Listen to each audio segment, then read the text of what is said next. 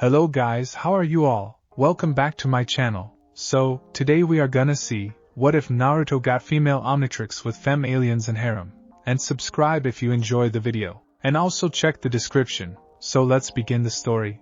Naruto Uzumaki had heard those words before, usually right before everything went sideways. At 12 years old, he'd been a ninja long enough to know that simple was code for we have no idea what we're sending you into. Still, when Kakashi-sensei had briefed Team 7 on their assignment, investigating strange energy readings near the Valley of the End, Naruto had been excited rather than worried. Anything was better than another day of weeding gardens or chasing Tora the cat.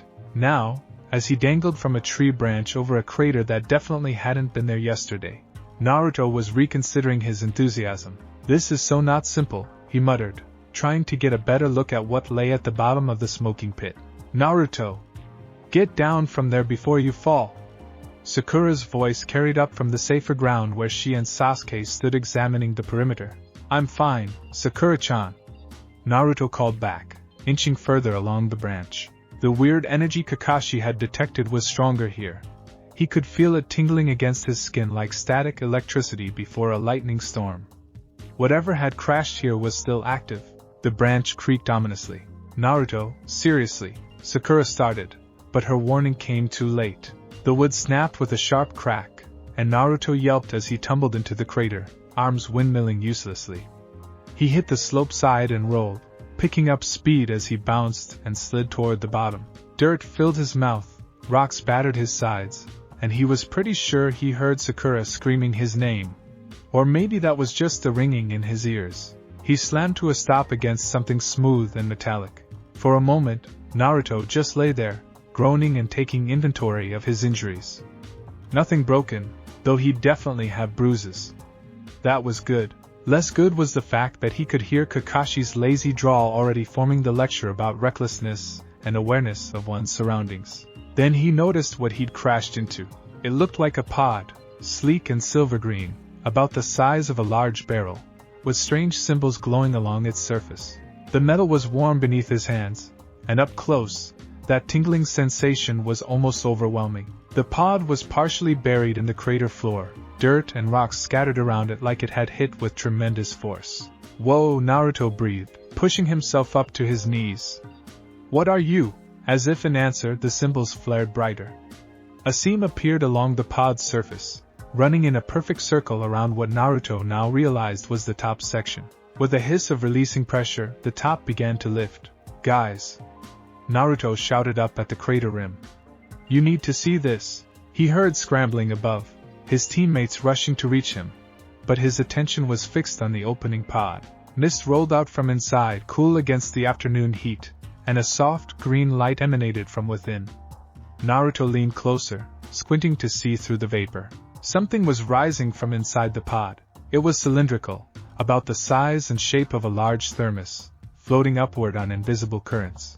The device, because it was clearly some kind of technology, not just a random object, was primarily white and green, with a black band around its middle. As it rose to Naruto's eye level, he could see more details. The green portion seemed to glow with internal light, and the white surface was inscribed with more of those strange symbols. Without thinking, Naruto reached out. Naruto, wait! Kakashi's voice cut through the air, urgent in a way their sensei rarely sounded. Don't touch, too late. Naruto's fingers brushed the device's surface, and the world exploded into green light.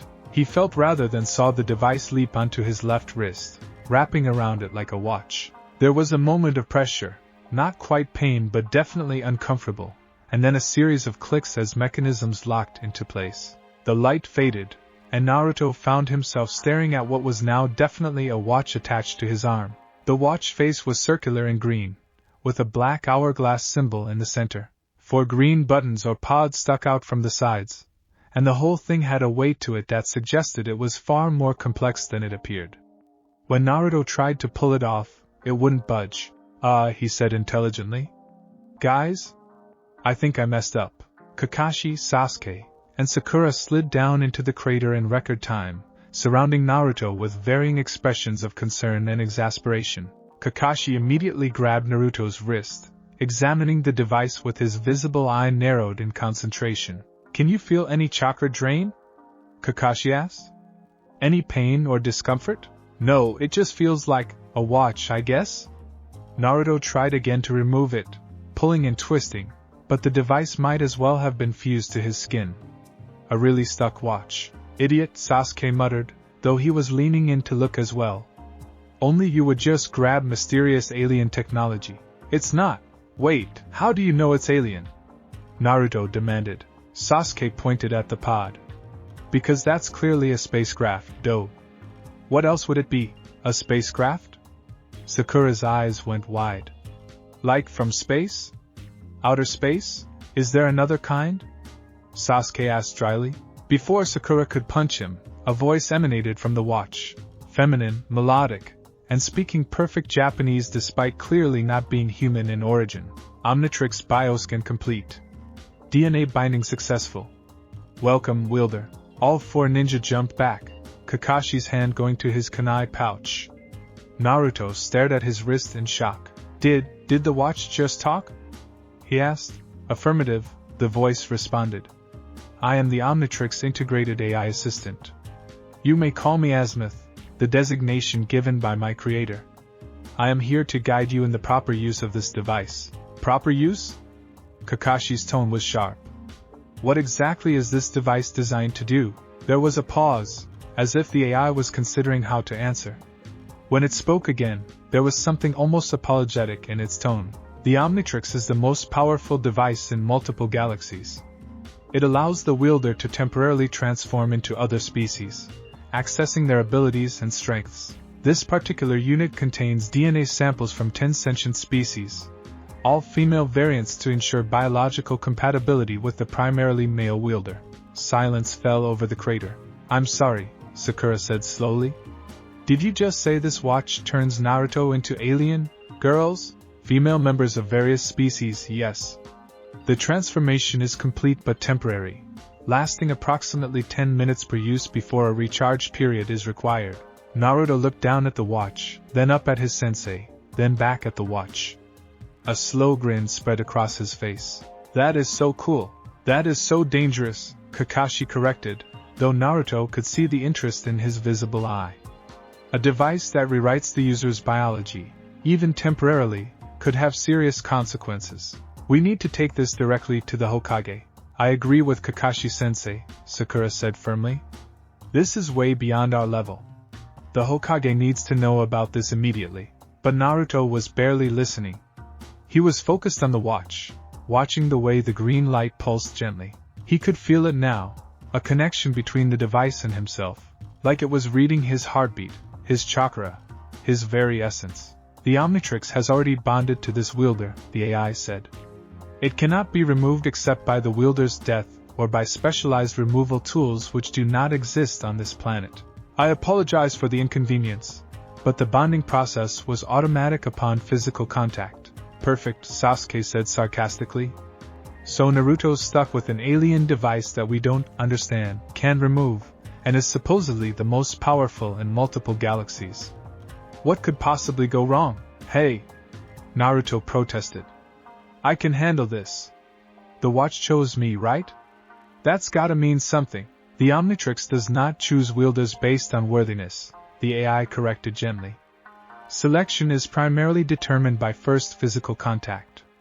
However, the bonding process does scan for compatibility. You possess the necessary life force and adaptability to survive transformations. See? Naruto said triumphantly, though he wasn't entirely sure that was actually a vote of confidence. Kakashi sighed, and Naruto recognized that particular sigh. It was the I'm going to regret this but I don't have a choice sigh. Their sensei had a whole repertoire of sighs, and this was one of the more ominous ones. Alright, Kakashi said finally. We're heading back to the village immediately. Naruto, don't touch anything on that watch. Don't try to activate it, don't fiddle with it, don't even think about it too hard. Is that clear? Crystal clear, sensei. Naruto said, snapping off a salute. I mean it, Naruto. This is serious. I know. No touching the alien watch. Got it. Kakashi looked like he wanted to say more, but settled for another sigh instead. Let's move. We need to report this before The watch beeped. Everyone froze. Naruto looked down to see the hourglass symbol on the face rotating, cycling through different symbols. Each one was distinct. What looked like a moth's wing, a crystalline structure, something that might have been flame, and others he couldn't quite identify. Naruto said. I didn't touch anything. Proximity sensors detected multiple chakra signatures, the AI explained. The Omnitrix is presenting transformation options. To activate, press the face dial down while the desired species icon is displayed. Don't, Kakashi started. But Naruto's curiosity had always been stronger than his self-preservation instinct. The symbol currently displayed looked like a graceful wing pattern, and before he could think better of it, his hand moved almost on its own, pressing down on the watch face. Green light erupted from the Omnitrix, engulfing Naruto's entire body. He felt his cells shifting, rearranging, transforming. It didn't hurt. If anything, it felt incredible, like every nerve in his body was suddenly alive and singing. He was growing, shrinking, changing. His senses expanded in ways he never imagined, new instincts flooding his mind, and underneath it all, he was aware of his body reshaping into something entirely different. The light faded. Naruto opened eyes that saw the world in an entirely new spectrum of colors. He felt lighter, different, powerful in a way that had nothing to do with chakra. He looked down at himself and gasped, or tried to. The sound that came out was more like a musical chime. His body was humanoid but clearly alien. His skin had become a smooth, iridescent material that shifted between purple and pink depending on the angle of light. She was taller than before, with a slender build and graceful proportions. Four delicate wings extended from her back, gossamer thin and glowing with internal light. Long antennae emerged from her head where hair would normally be, and when she touched her face, she felt compound eyes and features that were beautiful but utterly inhuman. Whoa, she breathed, and her voice was like wind chimes in a breeze. This is amazing. Sakura's jaw had dropped. Sasuke had actually taken a step back, his Sharingan activating reflexively. And Kakashi. Kakashi had his hand over his visible eye like he was developing a headache. Naruto, Kakashi said with impressive calm, you are a giant moth girl. Technically, the species is called Lepidopteran, the AI supplied helpfully. This particular sample is designated Beautyfly. The species possesses flight capabilities, enhanced agility, the ability to release various types of dust and pollen with different effects, and Naruto wasn't listening. She was too busy marveling at her new form, at the way her wings caught the light, at how her senses could detect the slightest air currents. On instinct, she spread her wings and they began to beat, faster than her eyes could follow. Her feet left the ground. I'm flying! Naruto shouted joyfully, rising into the air above the crater. Guys, I'm actually flying. This is incredible. I feel so light and strong, and a beeping sound interrupted her enthusiasm. She looked down at the hourglass symbol on her chest. Apparently the Omnitrix had moved with the transformation, and saw it was flashing red. Warning, the AI said. Transformation time limit reached. Reverting to base form in 3, 2, 1. The green light flashed again, and Naruto felt himself changing back. The transformation reversed rapidly, wings dissolving, antennae retracting, his body shrinking back to its normal 12-year-old proportions. He barely had time to register that he was 20 feet in the air before gravity reasserted itself. "Aya!" he screamed, flailing as he fell. Kakashi blurred into motion, catching him before he could crater himself. They landed in a crouch, Kakashi setting Naruto on his feet with the kind of patience usually reserved for particularly trying students. You, Kakashi said slowly, are going to be the death of me. But sensei, did you see? I had wings. I could fly. And I could see all these different colors and you completely ignored my direct order not to touch the watch, Kakashi finished. We're going to have a long talk about following instructions when we get back to the village. Naruto had the grace to look sheepish. Sorry, sensei. It was calling to me, kind of. Like it wanted me to try it. The Omnitrix does emit a low-level neural interface signal to facilitate transformation, the AI confirmed. It may create an unconscious urge to activate, especially in new wielders. Wonderful, Kakashi muttered. An alien device that actively encourages reckless behavior. Perfect match for Naruto. Despite the sarcasm, Naruto could see his sensei was thinking hard. They all were. This wasn't just some weird ninja tool. This was something from beyond their world, with power they didn't understand and couldn't control. How many transformations does it have? Sasuke asked, speaking for the first time since Naruto had changed back. His Sharingan was still active, studying Naruto intently. 10 species samples are currently loaded, the AI responded. Each offers unique capabilities suited to different situations and challenges. And they're all female versions? Sakura asked, her face turning slightly pink. Correct. The Omnitrix adapts transformations to be compatible with the wielder's biology while maintaining species characteristics. As the wielder is male, female variants ensure smoother biological integration and reduce transformation stress. That's actually kind of fascinating from a medical perspective, Sakura mused, her scientific curiosity overriding her embarrassment. The ability to completely restructure cellular matter without killing the subject. Can we focus on the immediate problem? Kakashi interjected. Which is that Naruto now has access to 10 different alien transformations. And if that first attempt was any indication, he's going to want to try all of them as soon as possible. All eyes turned to Naruto, who tried to look innocent and failed miserably. I mean, maybe just 1 or 2 more?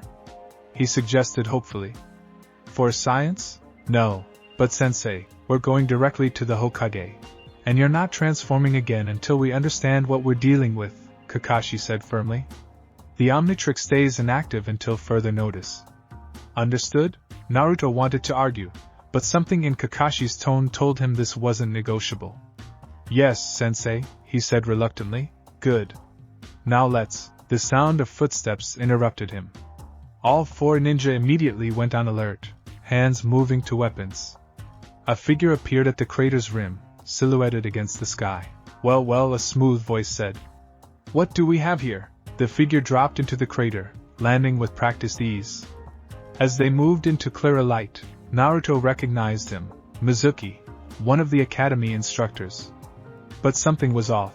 Mizuki's smile was too wide, his eyes too focused on the watch on Naruto's wrist. Mizuki-sensei? Naruto said uncertainly. What are you doing here? I could ask you the same question, Mizuki replied, taking a step closer. But I think I can guess. That device on your wrist, it's what caused the energy signature, isn't it? The one that's been drawing interested parties from all over. Kakashi moved smoothly between Mizuki and Team 7. This is a classified mission, Mizuki. You should leave. Oh, I don't think so. Mizuki's hand went to a scroll at his belt. You see, I've been hired to retrieve anything of value found at this crash site. And that watch looks very valuable indeed. Hired by whom? Kakashi's voice had gone cold. Does it matter? Mizuki pulled out the scroll, and Naruto felt a chill run down his spine. He recognized that scroll. It was the same type used to seal dangerous jutsu and forbidden techniques. Hand over the boy and the device, and I'll make this quick. That's not happening, Kakashi said quietly, and Naruto heard the promise of violence in those words. Mizuki shrugged. Have it your way. He opened the scroll, and the air filled with the scent of ink and chakra. Naruto's hand moved instinctively to the Omnitrix. He could feel it pulsing, ready, waiting. The AI had said it needed time to recharge, but... Recharge complete, the AI announced quietly, as if reading his thoughts. Transformations available. Kakashi was already moving, and Sasuke and Sakura were following his lead, but Naruto's attention was on the watch.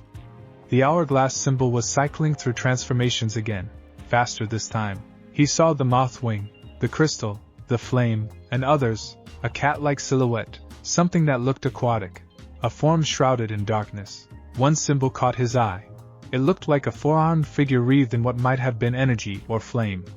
Something about it called to him, stronger than the others. Naruto, stay back! Sakura shouted as Mizuki's jutsu activated, sending a wave of force toward them. But Naruto wasn't listening. His instincts were screaming at him. The same instincts that had kept him alive on the streets before the academy. The same instincts that told him when to fight and when to run. This was a time to fight. He pressed the watch face down. The green light erupted again, and Naruto felt the transformation take hold. This one was different from the Moth Girl, more powerful, more intense. His body grew taller, his muscles expanding but maintaining a feminine grace. He felt power flowing through him like liquid fire, felt energy crackling across his skin. When the light faded, Naruto stood in a form that radiated power. She was tall, nearly 6 feet, with an athletic, curvaceous build that somehow looked both strong and elegant. Her skin was a vibrant red, almost like living flame, marked with black tribal-style patterns. She had 4 arms, each ending in 3-fingered hands that crackled with visible energy. Her face maintained beauty but with distinctly alien features, pupilless golden eyes, sharp features, and wild hair that seemed to move like fire even when standing still. Most striking of all, she could feel the energy inside her. Not chakra, this was something different, something primal and raw. It wanted to be released, to be used, to burn. Species, Tetraman variant, the AI said. Designation: 4 arms. Enhanced strength, durability, and the ability to generate and manipulate thermal energy. Warning: this form possesses significant destructive potential. Exercise caution. Naruto, or 4 arms, grinned, and it was not a nice expression. Let's test that out, she said, her voice deeper and carrying an almost musical quality. Mizuki had frozen, staring at the transformed Naruto with wide eyes. What are you? Your worst nightmare, 4 arms replied, and launched herself forward. The next few moments were a blur of action. 4 arms moved with speed that shouldn't have been possible for someone her size, crossing the distance to Mizuki in a heartbeat. 2 of her hands grabbed him before he could react, lifting him off the ground like he weighed nothing. The other 2 hands began to glow with building energy. Naruto, wait! Kakashi's voice cut through her battle-ready mindset. We need him alive for questioning. 4 arms paused, the energy in her hands fading slightly. She looked at Mizuki, who was struggling uselessly in her grip, then at her sensei. Kakashi had his Sharingan uncovered now, ready to intervene if necessary. Fine, 4 arms said, and with casual ease, she tossed Mizuki toward Kakashi. But if he tries anything else, I'm turning him into charcoal. Kakashi caught the traitor easily, already pulling out ninja wire to restrain him. Noted. Now power down before you cause more property damage. 4 arms looked around and realized she'd left deep footprints in the crater floor from her charge, and the air around her was shimmering with heat. Oh. Right. The Omnitrix beeped, and she felt the transformation begin to fade. In a flash of green light, she returned to her normal 12-year-old self. Naruto stumbled slightly, surprised by the sudden change in height and mass, but caught himself. Okay, he said, looking down at his normal hands with something like disappointment. That was even cooler than the flying. Did you see how strong I was? I just picked him up like he was nothing. I saw, Kakashi said dryly. I also saw you ignore my order to stay back and rush into combat with abilities you don't understand. But I won. You got lucky, Kakashi corrected. What if that form had been aquatic? Or required specific conditions to function? You could have put yourself and your team in danger. Naruto opened his mouth to argue, then closed it. His sensei had a point. He'd acted on instinct without thinking about the consequences. Again, I'm sorry, sensei, he said quietly. I just felt like I needed to do something. Kakashi's expression softened slightly. I understand.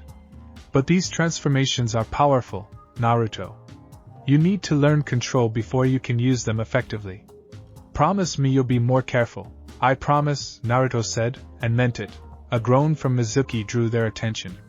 The traitor was bound tightly and glaring at them with pure hatred. You have no idea what you're dealing with, Mizuki spat. That device is wanted by forces you can't imagine. They'll come for it. They'll come for him. Then let them come, Sasuke said coldly. They'll regret it. Kakashi slung Mizuki over his shoulder like a sack of rice. We're leaving. Now. Sakura, take point. Sasuke rear guard. Naruto, stay close to me. As they climbed out of the crater and began the journey back to Konoha, Naruto looked down at the Omnitrix. The hourglass symbol had returned to its normal green color, inactive but ready. AI? He whispered quietly, not wanting the others to hear. Can you tell me more about the transformations? What they can do? Certainly, the AI responded, its voice quiet enough that only Naruto could hear. Would you like a detailed briefing on all 10 available forms? Yes, Naruto said immediately. Tell me everything. As they traveled through the forest, the AI began to explain. Naruto learned about Beautyfly, the Lepidopteran with flight and dust abilities. About Four Arms, the Tetraman powerhouse with thermal energy manipulation. About the other 8 forms waiting to be unlocked, each with unique powers, each representing a different species from across the cosmos. And with each description, Naruto's excitement grew. He'd wanted to be special, to be recognized, to have power that could protect those he cared about. The Omnitrix offered all of that and more. Yes, it was dangerous. Yes, he'd need to learn control, but he would. He'd master these transformations just like he'd mastered the Shadow Clone Jutsu. The village gates came into view as the sun began to set, painting the sky in shades of orange and red.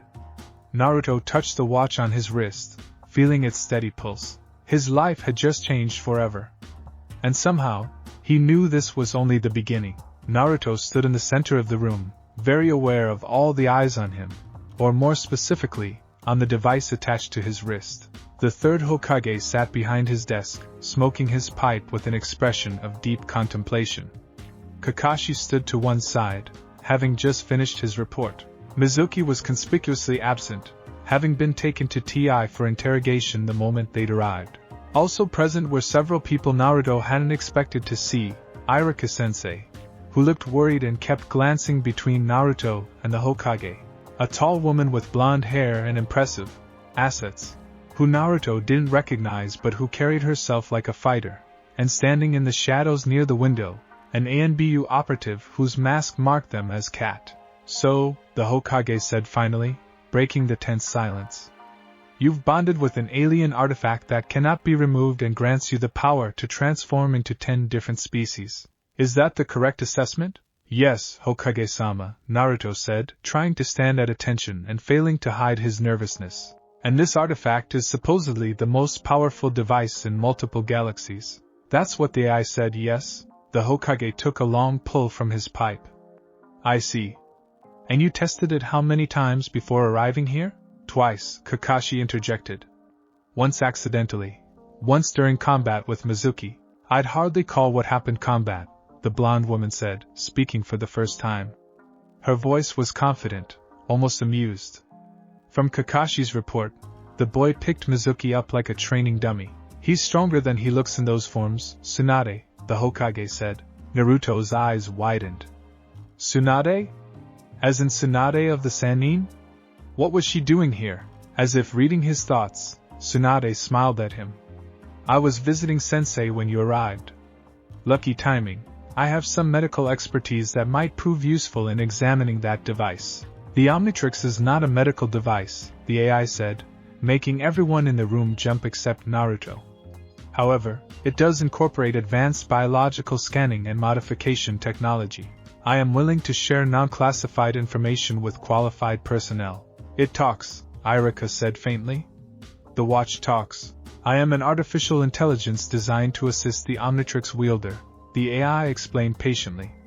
My primary functions include transformation guidance, threat assessment, and species database management. The Hokage leaned forward, his expression intensifying. This database, how extensive is it? The current Omnitrix unit contains DNA samples from 10 species. The full Omnitrix network contains samples from over 1 million sentient species across multiple galaxies. The room fell silent again. 1 million, Tsunade repeated slowly. That's impossible. The genetic mapping alone would take approximately 12,000 years using your planet's current technology, the AI agreed. The Omnitrix was created by one of the most advanced civilizations in existence. It represents centuries of their technological development. And its purpose? The Hokage asked. Why was such a device created? There was a pause before the AI responded. The Omnitrix was designed as a tool for understanding and diplomacy. By allowing the wielder to experience life as another species, it fosters empathy and breaks down barriers between different forms of life. It was meant to promote peace. A weapon of peace, Kakashi mused. That's certainly ironic given its power level. The best weapons are those you never have to use, the Hokage said quietly. He turned his attention back to Naruto. The question now is what we do about this. Naruto, how do you feel? Any pain, discomfort, or unusual sensations? Naruto shook his head. No, Hokage-sama. It feels normal, I guess? Like it's supposed to be there. The transformations were weird but not painful. Actually, they felt kind of amazing. Describe the sensations in detail, Tsunade ordered, pulling out a notepad. Everything you can remember. For the next several minutes, Naruto did his best to explain what transforming had felt like. The rush of change, the new instincts and senses, the feeling of power in each form. Tsunade took notes furiously, occasionally asking clarifying questions that showed a level of medical knowledge that went completely over Naruto's head. Fascinating, she murmured when he finished. Your cells are being completely restructured, yet you maintain consciousness and memory throughout. The energy requirements alone should be astronomical. The Omnitrix draws energy from multiple sources, the AI explained. Ambient energy from the environment, the wielder's own life force, and a self-sustaining power core. Transformations are energy-intensive but sustainable. And the 10-minute time limit? Kakashi asked. A safety feature. Prolonged transformation could cause identity confusion or cellular degradation. The time limit ensures the wielder always returns to their base form and maintains their sense of self. The Hokage nodded slowly, processing all this information. I need to see a demonstration. Naruto, can you transform again? Naruto's face lit up. Really? Which one should I try? Perhaps something less destructive than the four-armed form, Kakashi suggested dryly. Naruto looked down at the Omnitrix. The hourglass symbol began cycling through the transformation options as soon as he focused on it. He watched the symbols pass. The moth wing for Beautyfly, the four-armed figure for forearms, and others he hadn't tried yet. One caught his attention, a symbol that looked like a crystalline structure, elegant and geometric. Something about it felt right, less aggressive than forearms but still powerful. This one, Naruto said, and pressed down on the watch face. Green light filled the office, and Naruto felt the now familiar sensation of transformation. His body restructured itself, growing taller and slimmer. He felt his skin hardening, becoming smoother and cooler. His senses shifted, becoming sharper in some ways and duller in others. When the light faded, Naruto looked down at herself and gasped. Her body was composed entirely of a crystalline material that refracted light into rainbow patterns. She stood about 5.5 feet tall with a slender, elegant build that somehow managed to look both delicate and incredibly strong. Her form was humanoid but clearly alien, angular features, no visible hair, and eyes that glowed with internal light. The crystals that made up her body shifted through different colors as she moved, primarily settling on shades of pink and purple. Whoa, she breathed, her voice echoing slightly as if speaking through a prism. She held up a hand and watched light dance across the crystalline surface. I'm made of crystal, species, Petrosapien, the AI announced. Designation, Diamond Head. Capabilities include crystalline body structure with extreme durability, ability to generate and manipulate crystal formations, and limited photokinetic abilities. Tsunade had stood up and was circling Naruto slowly, medical examination forgotten in favor of pure scientific curiosity. Incredible. Your entire cellular structure has been replaced with an organized crystalline matrix. The light refraction alone. She reached out hesitantly. May I? Naruto, Diamond Head, nodded, and Tsunade gently touched her arm. The sound was like tapping glass, clear and sharp. It's solid, Tsunade confirmed. Completely solid crystal. But you can move freely? Diamond Head flexed her arm, demonstrating the full range of motion. It feels natural. Like this is just how I'm supposed to move. Try generating crystal, the Hokage suggested. The AI mentioned that ability. Diamond Head focused, reaching for the instincts that came with the form. She could feel it, the ability to create, to shape, to grow. She held out her hand and concentrated. Crystal began to form, growing from her palm like a rapidly developing plant. It spread outward, creating a jagged spike about a foot long that glittered in the office light. Diamond Head stared at it in wonder. I made this, she said. Just thought about it and made it. Can you control it further? Kakashi asked, his Sharingan active and studying every detail.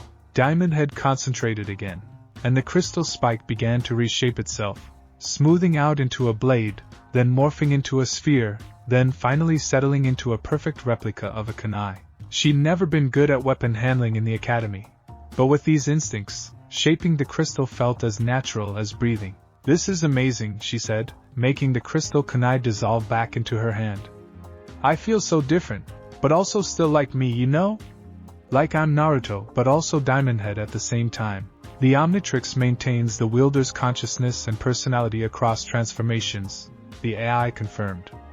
You are always yourself, regardless of form. The ANBU operative, Kat, finally spoke, her voice modulated by the mask.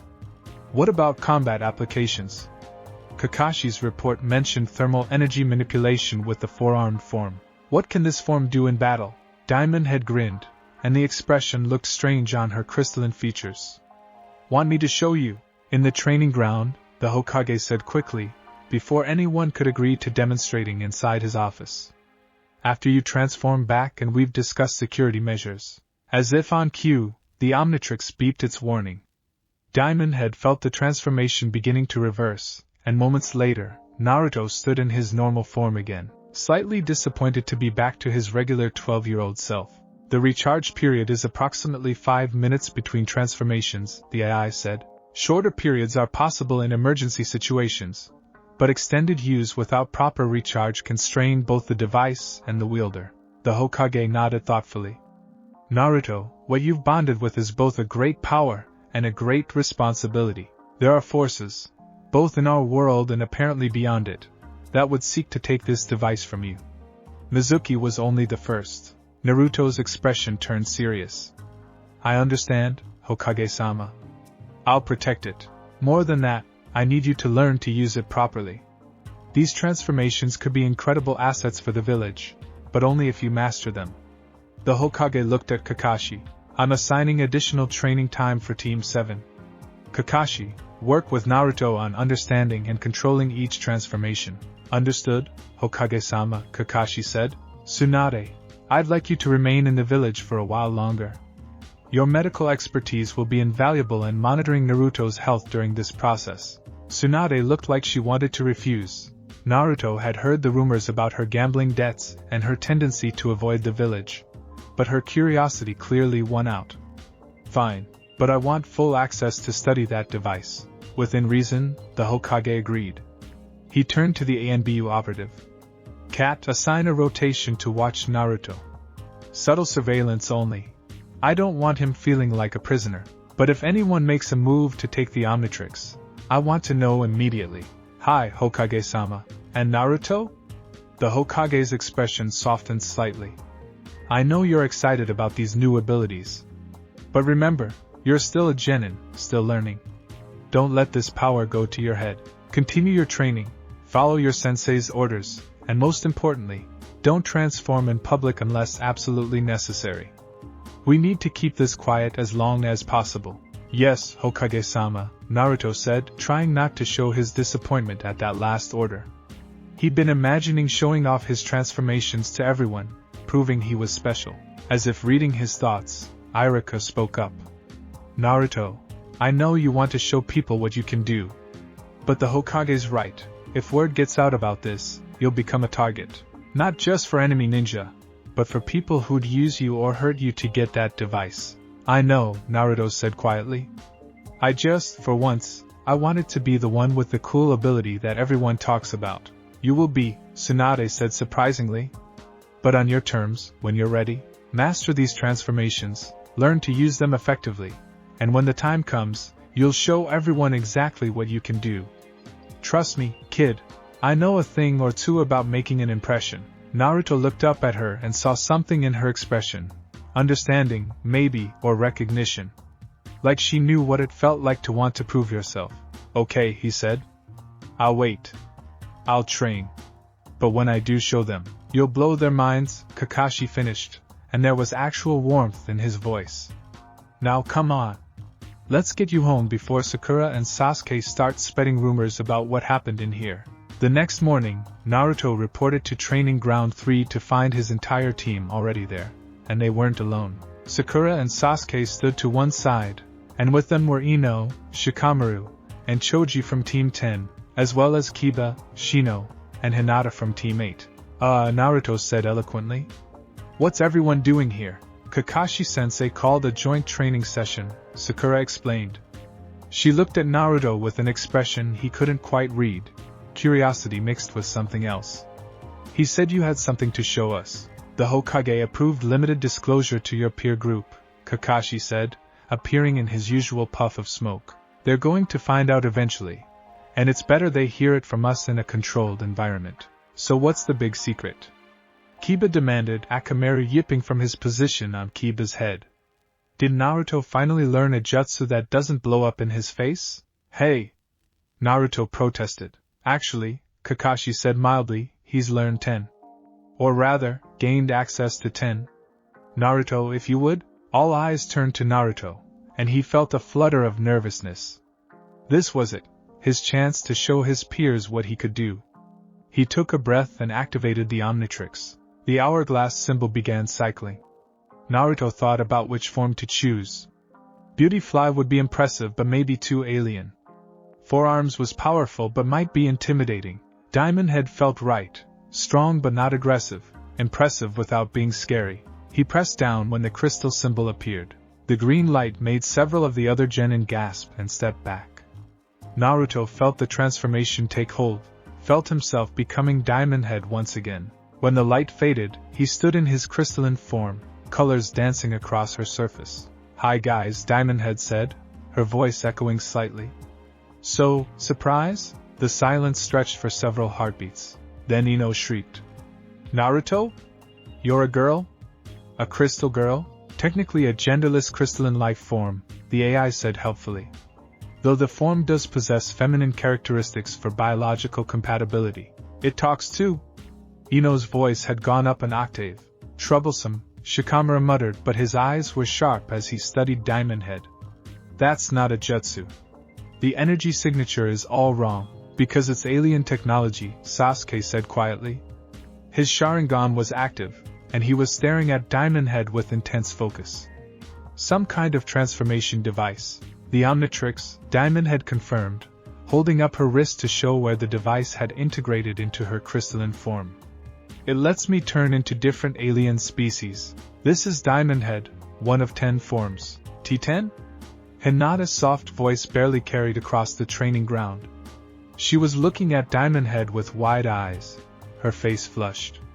You can become 10 different aliens, yeah. Diamond Head grinned, enjoying the attention despite herself. Want to see what I can do? Without waiting for an answer, she held out a hand and concentrated. Crystal began to grow, forming into a wall about 6 feet tall and 3 feet thick. She could feel the structure of it in her mind, could sense every facet and flaw. Whoa, Choji breathed. That's so cool. The durability is impressive, Shino observed, his insects buzzing with interest. My Kakashi sensed no organic material to feed on. It's entirely crystalline. Kiba walked up to the wall and knocked on it. The sound rang clear and pure. It's solid. How strong is it? Why don't you find out? Diamond Head suggested. Hit it as hard as you can. Kiba didn't need to be told twice. He wound up and punched the crystal wall with a chakra-enhanced strike that should have shattered stone. The wall didn't even crack. Ow! Kiba yelped, shaking his hand. What is this made of? The crystalline structure is similar to diamond in hardness, the AI explained. Significantly more durable than any naturally occurring material on your planet. So Naruto's basically indestructible in that form? Sakura asked, her analytical mind clearly working. That's really powerful, Naruto. And that's just one form, Kakashi added. He has 9 others, each with different abilities. Can we see? Ino asked eagerly, her earlier shock replaced with enthusiasm. I want to see all of them. Diamond Head looked at Kakashi, who nodded. We have time. Go ahead, Naruto. Show them what you can do. The Omnitrix beeped its recharge completion, and Diamond Head felt a surge of excitement. She let the transformation drop, returning to her normal form, then immediately activated the device again. This time she chose the moth wing symbol. The transformation into Beautyfly was just as exhilarating as the first time. When the light faded, she stood in her lepidopteran form, tall, graceful, with iridescent skin and 4 delicate wings that caught the morning sun and scattered it into rainbow patterns. "I can fly," Beautyfly said, her wind chime voice making several of the girls gasp. She spread her wings and lifted into the air, hovering about 10 feet off the ground. "And I can do this." She flapped her wings in a specific pattern, and a cloud of glittering dust drifted down over the group. Where it touched, the genin felt a wave of calm contentment wash over them. "That's a pheromone-based pacification dust," the AI explained. "Harmless but effective at reducing aggression and inducing peaceful states. That could be useful for interrogation," Kakashi mused. "Or riot control. Or parties," Ino said, giggling slightly from the dust's effect. "Everyone would be so chill." Shikamaru had sat down and was leaning against a tree, looking more relaxed than usual. "I could get used to this," he drawled. Beautyfly landed and let the transformation drop again. As Naruto, he waited for the recharge, then cycled to 4 arms. The transformation made several people step back. This form was more intimidating than the others. 4 arms stood tall and powerful, her red skin marked with black patterns, 4 arms radiating barely contained energy. "This is 4 arms," she announced, flexing all 4 arms in sequence. "Enhanced strength and thermal energy manipulation."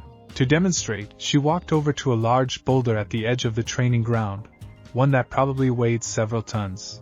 With almost casual ease, she lifted it over her head with 2 arms while the other 2 began to glow with building heat. "No way," Kiba breathed.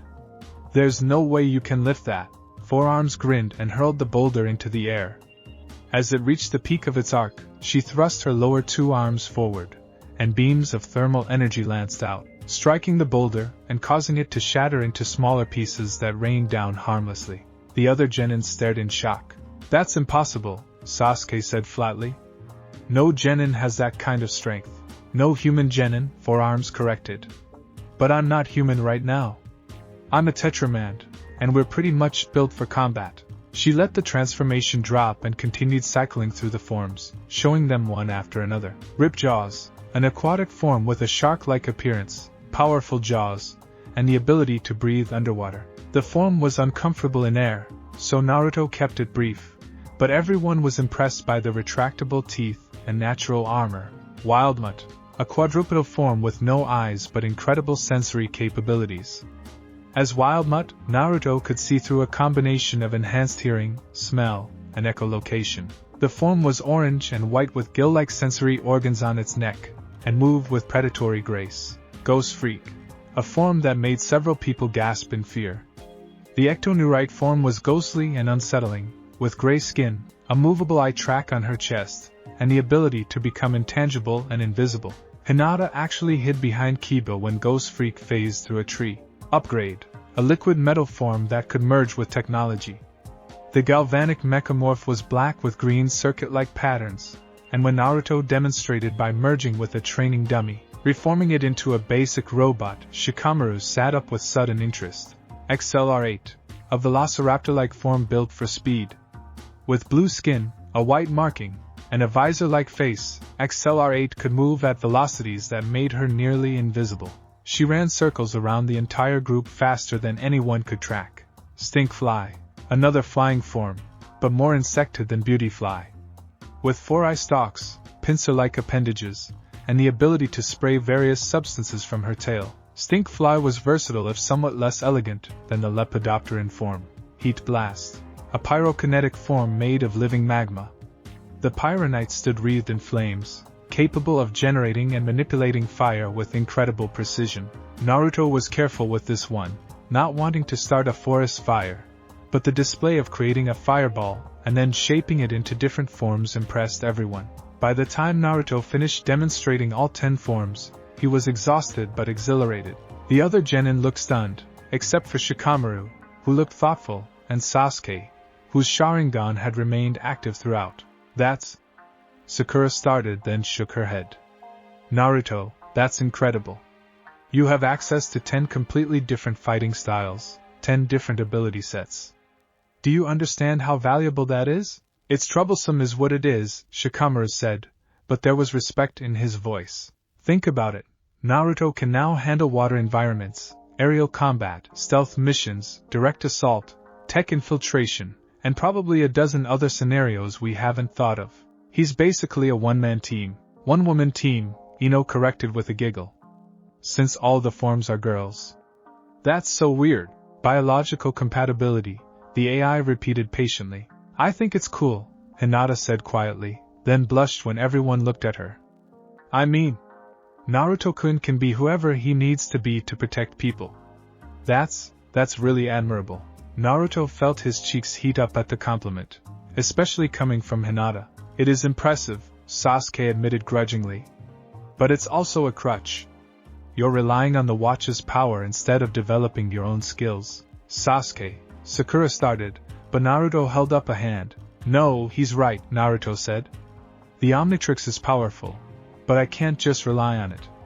I still need to train, still need to get stronger as myself. The transformations are tools, not replacements for actual skill. Kakashi nodded approvingly. Good. I'm glad you understand that. The Omnitrix gives you options, but you need the judgment and training to know when and how to use them. So what now? Kiba asked. Are we just supposed to pretend Naruto doesn't have alien superpowers? For now, yes, Kakashi said seriously. This information stays within this group. No telling your families, no bragging to other teams. Naruto's been given something valuable, and there are people who would hurt him to get it. We protect our own. The other genin nodded, even Sasuke, though he looked thoughtful. I have a question, Shino said, his voice measured as always.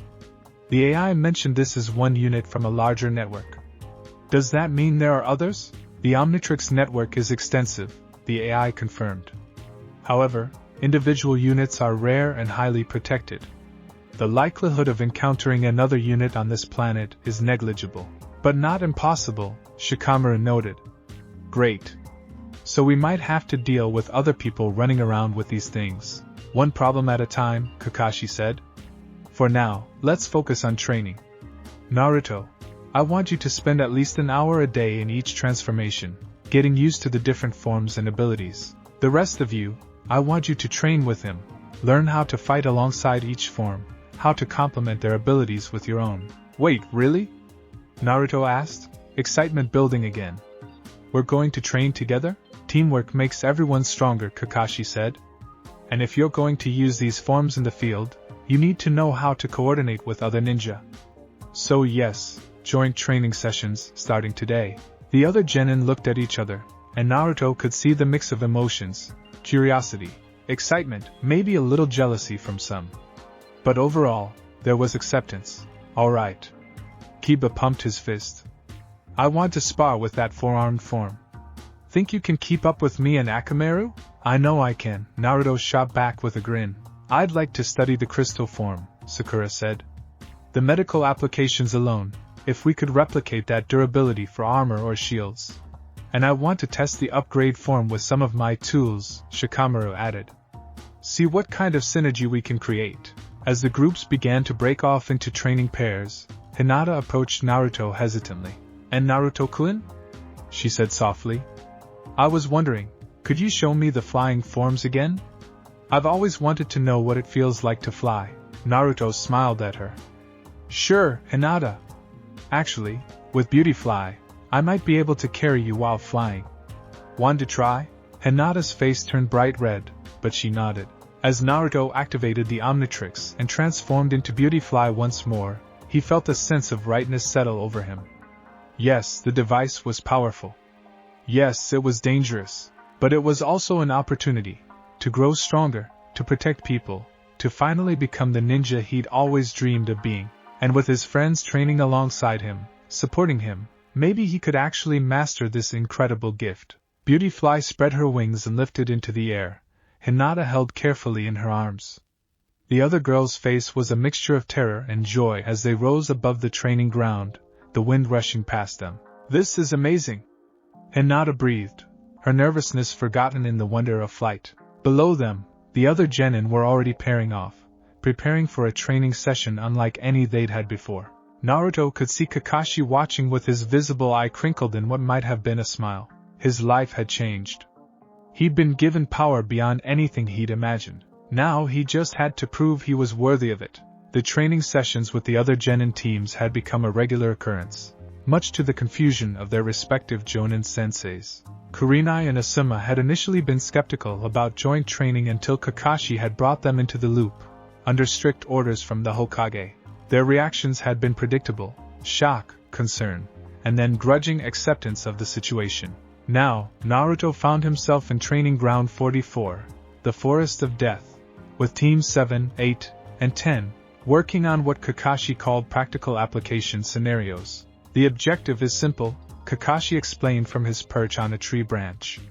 Naruto will use his transformations to navigate the forest and reach the tower at the center. The rest of you will attempt to stop him using non-lethal methods.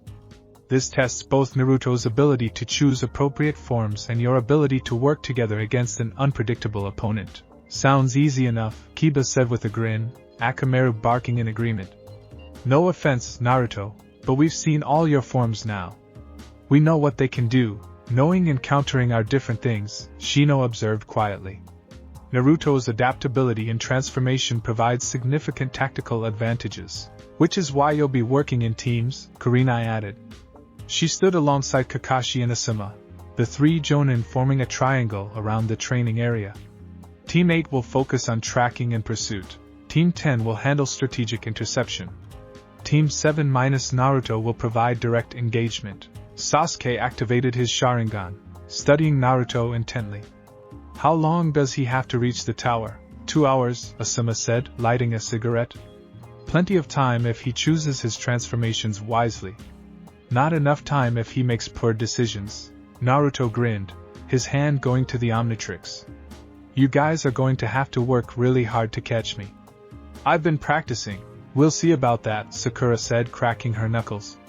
Over the past 3 weeks, she'd been training more intensely, determined not to be left behind as Naruto and Sasuke grew stronger. Remember, we know all your tricks now. Then I'll just have to come up with new ones, Naruto shot back.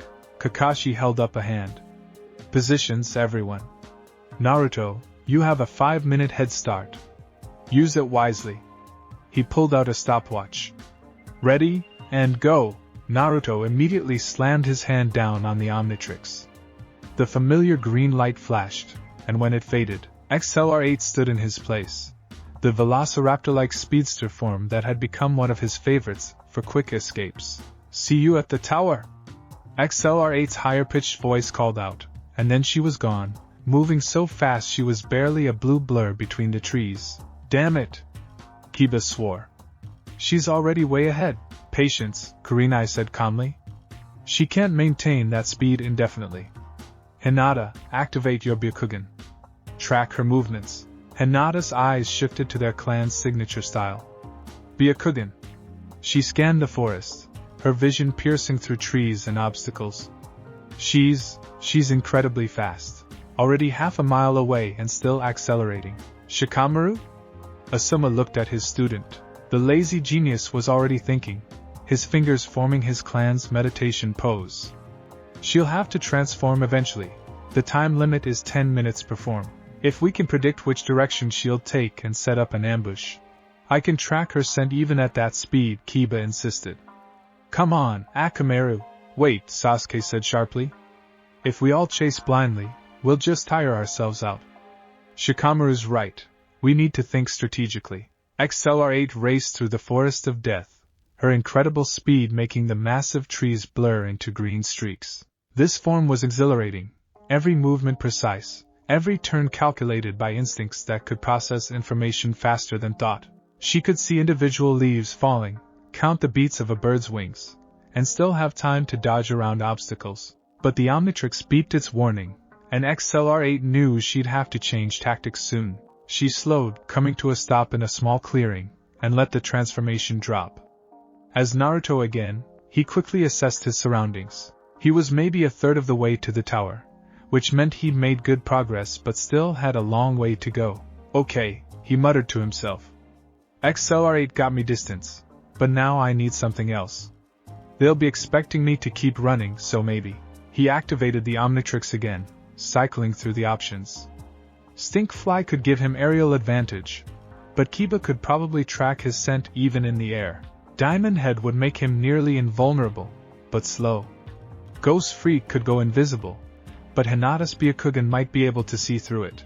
His eyes settled on one transformation he hadn't used much in training, Wildnut. Let's see them track someone who can sense them coming from a mile away, Naruto said, pressing down on the watch face. The transformation into Wildnut was always disorienting. Losing his eyes but gaining such enhanced senses felt like the world was turning inside out. But when the change completed, Wildnut crouched on all fours, her gill-like sensory organs quivering as they picked up every sound, every scent, every vibration in a quarter-mile radius. She could see the forest in ways that made vision seem primitive, a three-dimensional map of sound and smell, air currents, and ground vibrations, all painting a picture more complete than eyes could ever provide. And right now, that map showed her exactly where her pursuers were. Kiba and Akamaru were the closest, moving fast through the underbrush about 500 meters to her left. Hinata was with them, likely still using her Byakugan to track.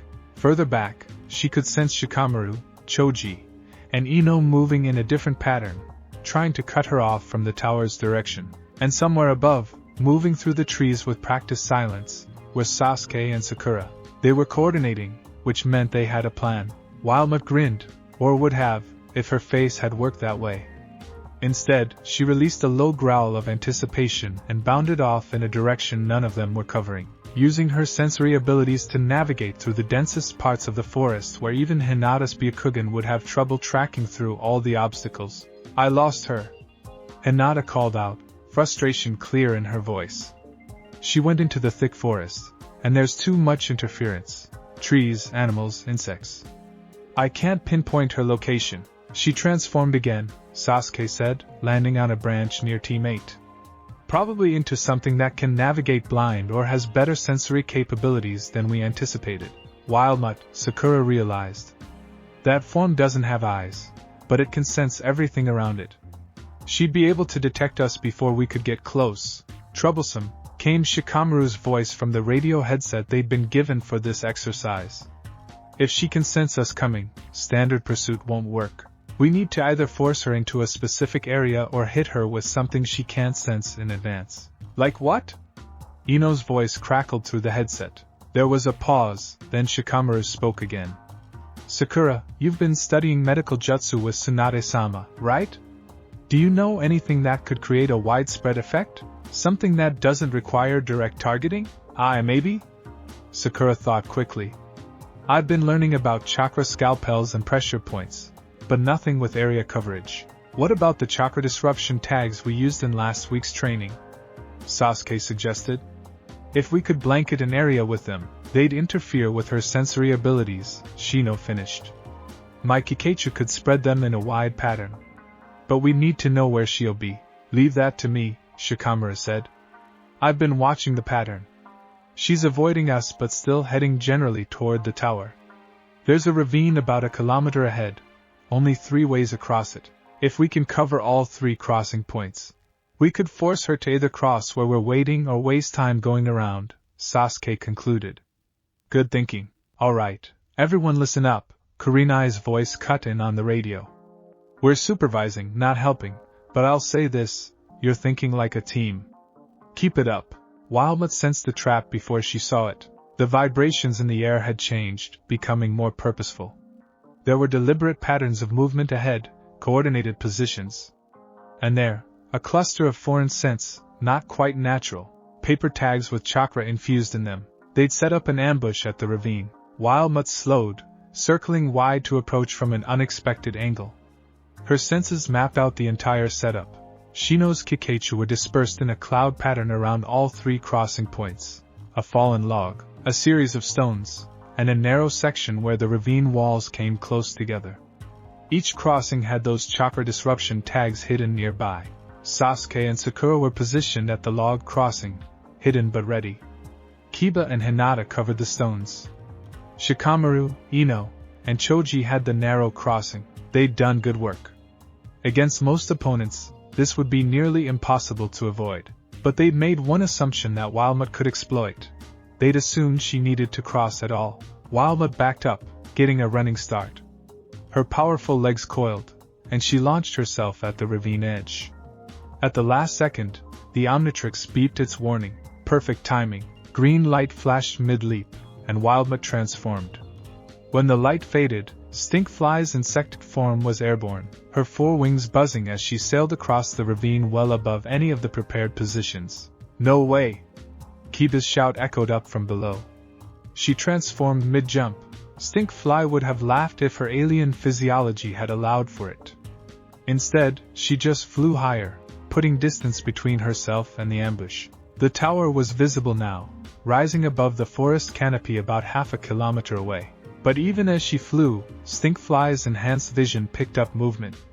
Sasuke had somehow gotten ahead of her, probably using that burst speed technique he'd been developing, and was forming hand seals. Fire style. Fireball jutsu. A massive ball of flame erupted upward, not aimed directly at Stinkfly but positioned to cut off her direct path to the tower.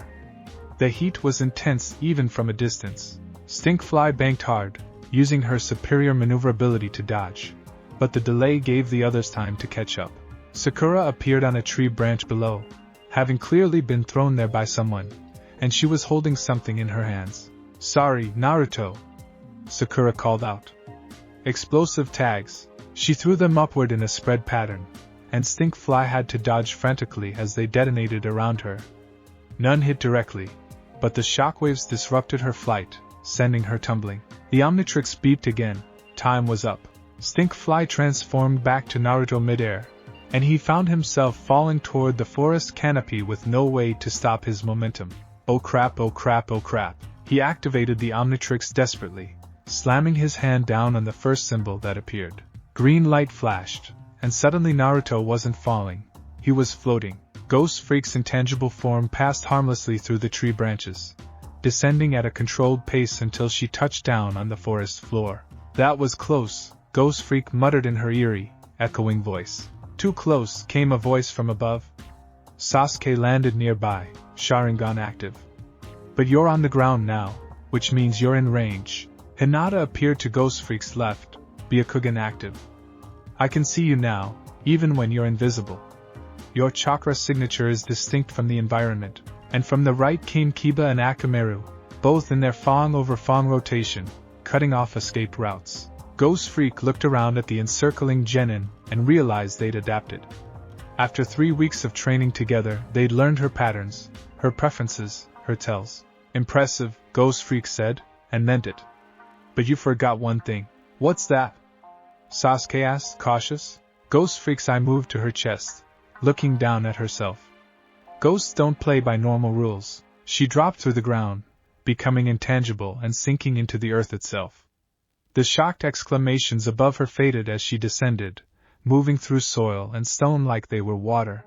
The ectoneurite form was one of her strangest transformations, and she still didn't fully understand its capabilities. But one thing she learned was that Ghost Freak could move through almost anything when fully intangible, including the earth itself. She swam through the ground, heading in what she hoped was the tower's direction. It was disorienting, navigating by some sixth sense that told her which way was up and which way was forward, but it worked. After what felt like an eternity in the darkness, Ghost Freak emerged from the ground directly in front of the tower entrance. She became solid again just as the Omnitrix timed out, leaving Naruto standing there in his normal form, breathing hard. I made it," he panted. "I actually made it.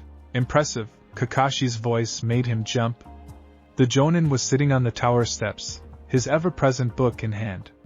1 hour and 43 minutes. You used 6 different transformations, adapted to changing situations, and thought creatively to overcome obstacles. Well done. The other genin began arriving, looking frustrated but not upset. They'd given it their all, and Naruto had still managed to succeed. "That ghost trick was cheap," Kiba grumbled, but there was respect in his voice. "It was tactical," Shino corrected. Naruto recognized when conventional movement was compromised and adapted using an unconventional ability. "Sound strategy." "He transformed midair," Sasuke said, studying Naruto intently. The timing was perfect. You've been practicing that? Naruto shrugged, grinning. The AI's been teaching me about quick transformations. If I time it right, I can switch forms even during complex movements. It's risky, but it works. The quick change technique demonstrates mastery improvement, the AI confirmed from the Omnitrix. Wielder has reduced transformation selection time by 43% over 3 weeks. Commendable progress. You've all improved, Kurenai said as she and Asuma arrived. This exercise was as much about your coordination as it was about Naruto's abilities. You worked well together, but we still failed to stop him, Sakura pointed out. Did you? Asuma asked. You forced him to use 6 different forms, pushed him to his limits, and nearly caught him several times. Against most opponents, that level of coordination would have succeeded. Naruto's just got an unusual advantage. 10 unusual advantages, Ino corrected. And we still haven't seen him really cut loose with any of them. He's been holding back. Naruto blinked. I have? You haven't used Heat Blast or Forearms at all today, Shikamaru pointed out. Both are heavy hitters that could have ended this exercise quickly. You chose speed and evasion over power. Why? Naruto thought about it. I guess. I didn't want to hurt anyone. Those forms are strong, and if I'd used them, someone might have gotten injured. That's good instinct, Kakashi said. Knowing when to hold back is as important as knowing when to use full force. But in a real mission, you won't have that luxury. You'll need to be able to use any transformation necessary, even the dangerous ones. Which brings us to the next phase of training, Kurenai added. Advanced combat scenarios with full contact sparring. The genin exchanged glances, a mix of excitement and nervousness on their faces. We'll start next week, Asuma said. For now, you've all earned a break. Dismissed. As the groups began to disperse, Hinata approached Naruto hesitantly. And Naruto-kun? She said softly. Could I talk to you for a moment? Sure, Hinata. Naruto said, his usual energy returning now that the adrenaline from the exercise was fading. What's up? Hinata glanced at the others, who were tactfully pretending not to listen while clearly listening intently. She blushed but pressed on. I was wondering if you could help me with something. My father wants to see a demonstration of the Byakugan's capabilities against unusual opponents, and I thought. She trailed off, looking at the ground. You want me to spar with you using the transformations? Naruto finished. That sounds awesome. Which form should I use? Actually, Hinata said quietly, I was hoping you could use all of them. In sequence. To test how the Byakugan adapts to different fighting styles and body types. That's actually a smart idea, Sasuke interjected, earning a surprised look from both Naruto and Hinata. The Byakugan sees chakra networks, but Naruto's transformations don't use chakra. It would be good data on how the Byakugan functions against non-standard opponents. I concur, Shino added. My Kakachu also struggled to interact with Naruto's transformed states. Understanding these limitations could prove valuable. Before Naruto could respond, Sakura jumped in. If we're doing research on the transformations, I should be there too. Tsunade-sama asked me to document any unusual physiological responses, and I should analyze the tactical applications, Shikamaru added with a sigh. Troublesome, but necessary, Kiba grinned. Sounds like we're all getting together again. Make it interesting, Naruto. I want to see what happens when you really cut loose. Naruto looked around at his friends, and he realized that's what they'd become over the past 3 weeks. Not just fellow ninja, not just training partners, but actual friends who cared about him and wanted to help him grow stronger. Okay, he said, feeling warmth spread through his chest. Let's do it. Full demonstration, all forms, everything I can do. Tomorrow afternoon, Kakashi said, appearing beside them without anyone noticing his approach. Training Ground 3. I'll supervise, and we'll make it a proper exhibition. Invite your senseis and anyone else who needs to see. This is going to be so cool! Naruto exclaimed, pumping his fist. As they walked back toward the village, Naruto found himself between Hinata and Sakura, with the others arrayed around them in a loose group. They were talking, laughing, making plans, and for the first time in his life, Naruto felt like he truly belonged. The Omnitrix pulsed gently on his wrist, a reminder of the power and responsibility he carried. But looking at the people around him, Naruto knew he wouldn't face it alone. That evening, Naruto sat in his apartment, studying the Omnitrix by lamplight. The AI had been teaching him about each transformation's detailed capabilities, and he'd been taking notes, something the academy teachers would have been shocked to see. AI, he said quietly, can I ask you something? Of course, Wielder. Why me? I mean, I know you said it was just whoever touched you first, but you could have bonded with anyone. A Jonin, or ANBU, or even the Hokage. Why was I the one in that crater? There was a pause before the AI responded. The Omnitrix does not choose wielders based on worthiness, power, or status. However, the bonding process does scan for compatibility. You possess several traits that make you a suitable host. Like what? High adaptability, strong life force, willingness to embrace change, and... The AI paused again. An earnest desire to protect others. The Omnitrix was created as a tool for understanding and peace. It resonates with those who genuinely wish to help rather than simply to dominate. Naruto absorbed that. So it did choose me, kind of, in a manner of speaking. Though I should clarify, you were not the first human to encounter the pod. Naruto sat up straight. What? Who else touched it? The one called Mizuki made contact approximately 7 minutes before you arrived. The Omnitrix rejected the bonding attempt due to incompatibility. His neural pattern suggested the device would be used primarily for personal gain and harm to others. So that's why he tried to steal it, Naruto murmured. He couldn't use it himself, correct? Which is also why I must warn you, word has spread through certain channels that an Omnitrix unit is on this planet. More individuals may attempt to claim it, some through force, some through manipulation. A chill ran down Naruto's spine. You mean people will try to kill me for it, or convince you to give it to them voluntarily? Be wary of those who offer power, knowledge, or fulfillment of desires in exchange for the Omnitrix. The device cannot be removed while you live, but some may not be aware of this limitation.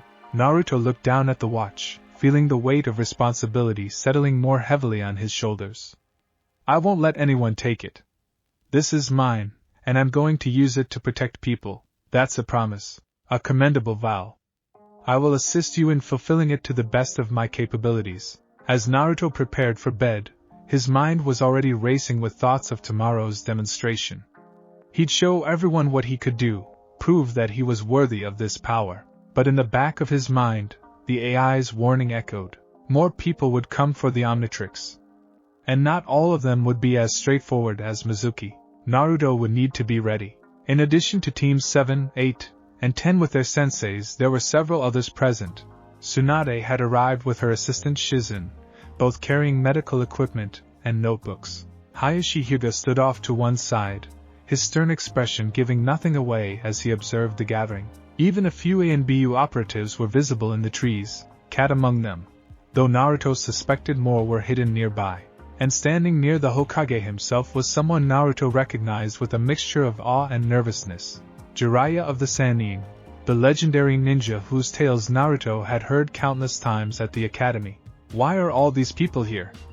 Naruto whispered to Kakashi as they prepared for the demonstration. The Hokage decided that if we're going to have you use the Omnitrix in the field, key personnel need to understand its capabilities, Kakashi explained. Think of this as an official assessment. Show them what you can do, but also show them you can control it. No pressure or anything, Naruto muttered. Kakashi's visible eye crinkled. You've faced worse. Just remember your training. The Hokage stepped forward, and the crowd quieted immediately. Thank you all for coming. What we're about to witness is classified information.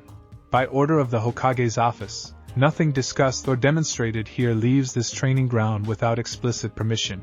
Naruto Uzumaki has bonded with an artifact of significant power, and we need to understand both its capabilities and limitations. He gestured to Naruto.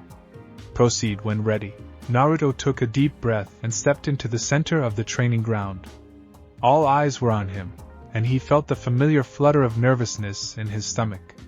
But underneath that was excitement. This was his chance to show everyone what he could do. Okay, he announced, his voice carrying across the field. I'm going to demonstrate each of the 10 transformations available through the Omnitrix. I'll explain their abilities and show what they can do. Everyone ready? A chorus of affirmatives answered him. Naruto activated the Omnitrix, watching the hourglass symbol cycle through the transformation options. He started with one of his favorites, the form that combined grace with power. He pressed down when the crystal symbol appeared. Green light erupted, and Diamond Head emerged from the flash. She stood tall and elegant, her crystalline body refracting the afternoon sun into rainbow patterns across the training ground. The assembled ninja murmured in surprise, even those who'd seen this transformation before. In direct sunlight, Diamond Head was particularly striking. "This is Diamond Head," she announced, her voice echoing with that distinctive crystalline quality. Species, Petrosapien. Primary abilities include extreme durability, crystal generation and manipulation, and limited photokinetic capabilities. She held out a hand, and crystal began to grow from her palm, forming into a large shield. The crystals can be shaped at will and are harder than diamond. She threw the shield upward, then generated a spike from her other hand and hurled it at the shield midair. The spike shattered on impact, but the shield remained intact, falling to the ground without a crack. "Impressive density," Hayashi Hyuga observed, his Byakugan active. "And the structure reforms almost instantly after damage?" Diamond had picked up one of the broken spike fragments and concentrated. The piece liquefied, flowing back into her hand and reintegrating with her body. "Yes, as long as I'm in this form, I can recover from almost any damage to the crystalline structure." "Almost?" Tsunade asked sharply. "Sonic attacks cause problems," Diamond had admitted. "The crystalline structure resonates with certain frequencies, which can be uncomfortable. And extreme heat can make the crystals brittle." "Good to know your weaknesses," Jiraiya said thoughtfully. "Every form has them, I take it?" "Every form has trade-offs," Diamond had corrected. "Weaknesses and strengths that need to be understood and compensated for." She demonstrated a few more crystal constructs, a wall, a cage, even a rudimentary ladder, before the Omnitrix beeped its warning. The transformation dropped, leaving Naruto standing there again. 5-minute recharge, he explained to the audience. "Then I can transform again." While waiting, he answered questions about the sensation of transforming, the mental state during transformation, and how much control he maintained. Tsunade was particularly interested in the biological aspects, her questions probing and technical in a way that made Naruto's head spin. When the Omnitrix recharged, he moved on to the next demonstration. "This one's probably my favorite for getting around," Naruto said, selecting XLR8. The transformation was quick, appropriate for a speed-based form. XLR8 stood in Naruto's place, her blue and white form sleek and aerodynamic, the visor-like face giving her an almost alien elegance. "XLR8, she announced. "Species, Kinoceleran. Primary ability is extreme speed," and then she was gone. To most of the observers, XLR8 simply vanished. Only the Sharingan and Byakugan users could track her movement as she ran circles around the entire training ground in the space between heartbeats. She accelerated up a tree, ran along the trunk horizontally, and crossed the field so many times she left a circular pattern in the grass from the air displacement. When she finally stopped, back in the center of the field, barely a second had passed for the observers. "Maximum speed is difficult to calculate," XLR8 explained, not even breathing hard. "But I can easily break the sound barrier, and my reflexes speed up proportionally. At full sprint, I can process information fast enough to count individual raindrops and dodge between them." "That's not speed," Asuma said, his cigarette forgotten in his hand. "That's teleportation with extra steps. The tactical applications are significant," Shikamaru noted. "Information gathering, rapid deployment, even combat potential if she can weaponize that velocity." "Can you?" the Hokage asked. XLR8 grinned, or her equivalent of it, and her tail whipped forward, generating a small shockwave that kicked up dust in a cone in front of her. "The tail can break the sound barrier independently.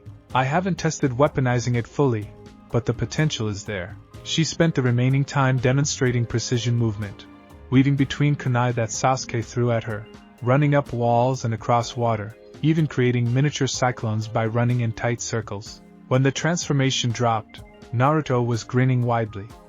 "Never gets old," he said.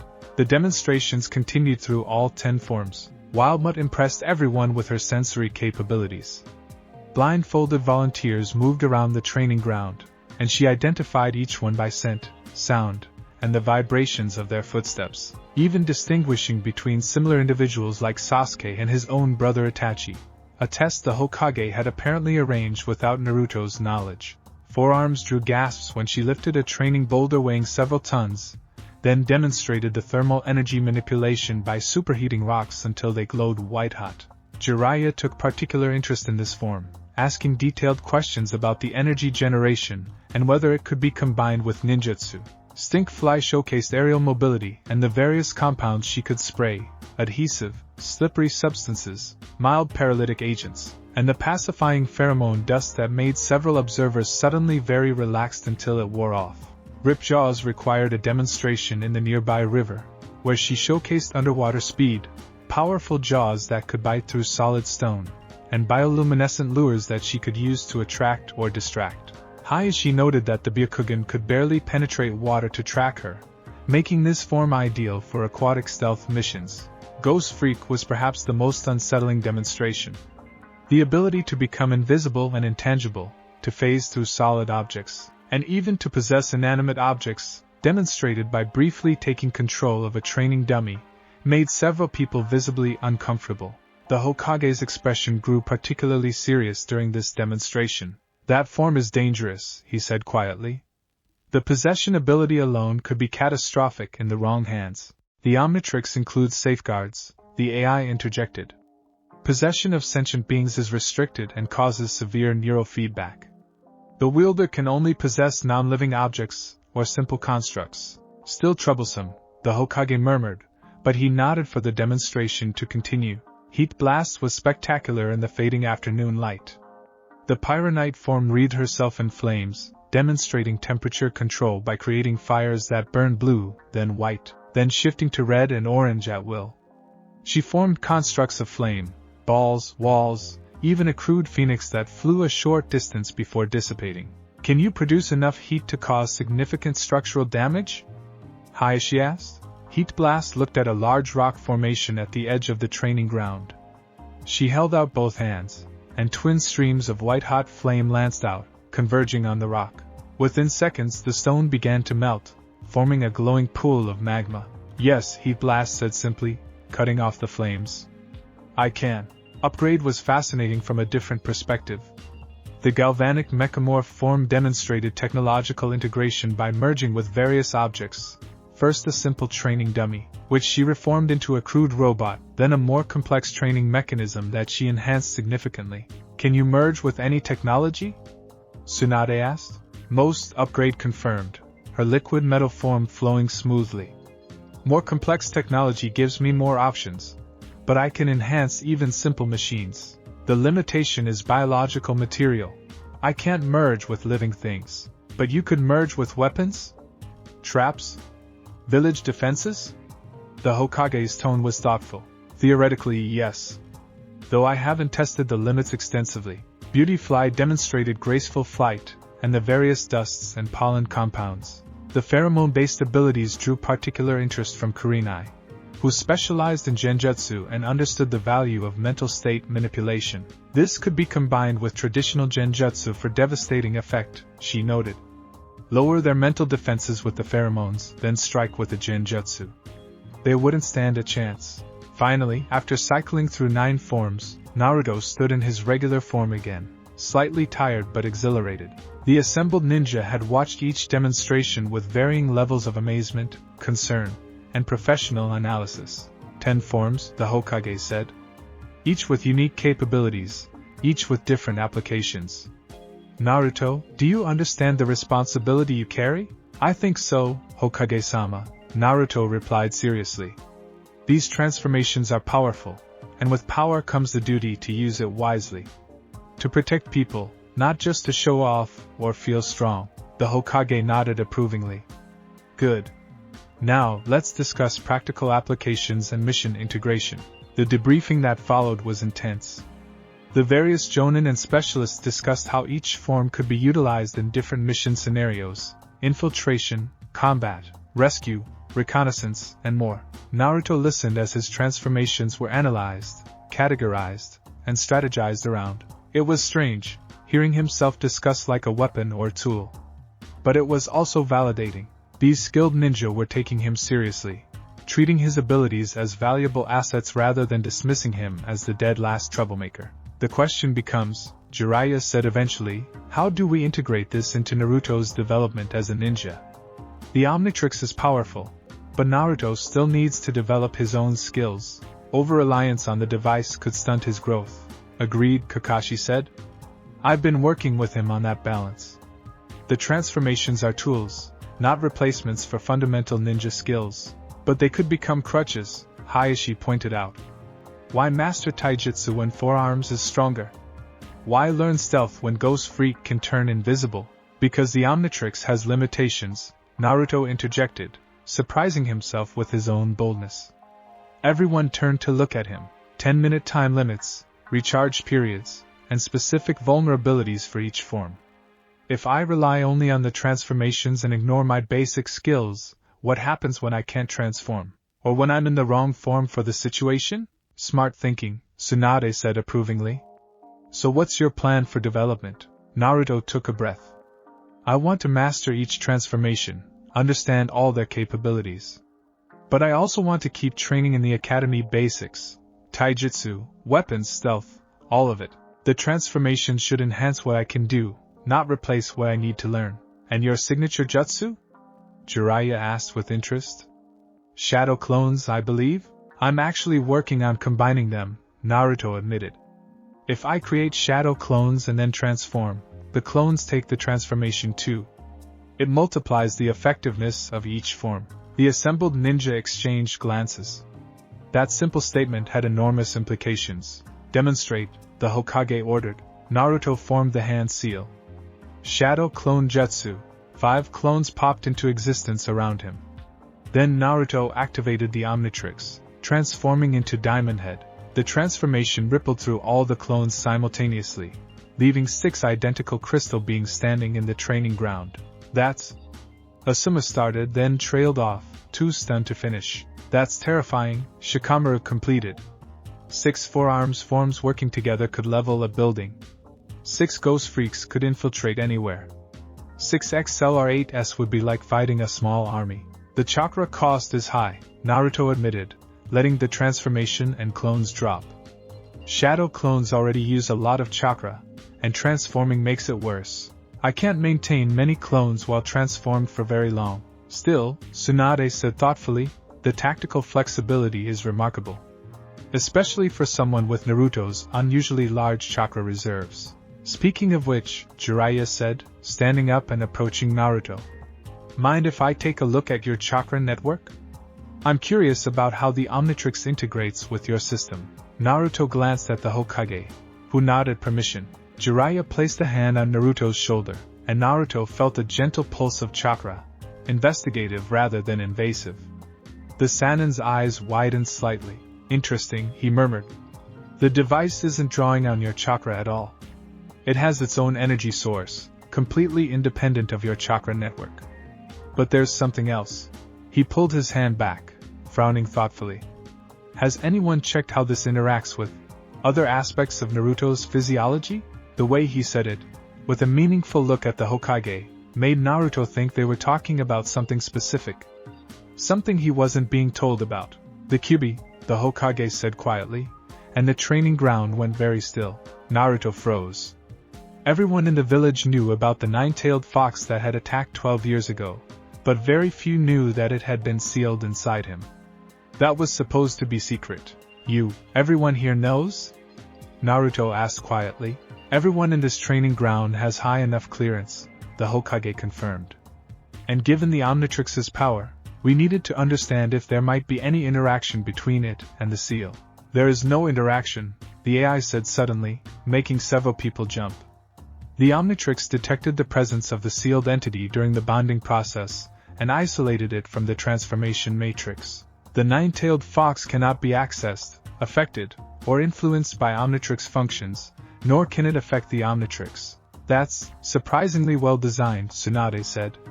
A safeguard against precisely this kind of complication. The Omnitrix incorporates millions of safeguards, the AI explained. Its creators anticipated numerous scenarios where transformation might interact with existing biological or metaphysical conditions. The device adapts to ensure wielder safety. Jiraiya nodded slowly. Good. That's one less variable to worry about. He looked at Naruto with a more serious expression. Kid, you're carrying two massive sources of power now. The fox and the watch. That's a lot for anyone, let alone a 12-year-old genin. You sure you can handle it? Naruto met his gaze steadily. I have to. The Omnitrix chose me, or at least didn't reject me.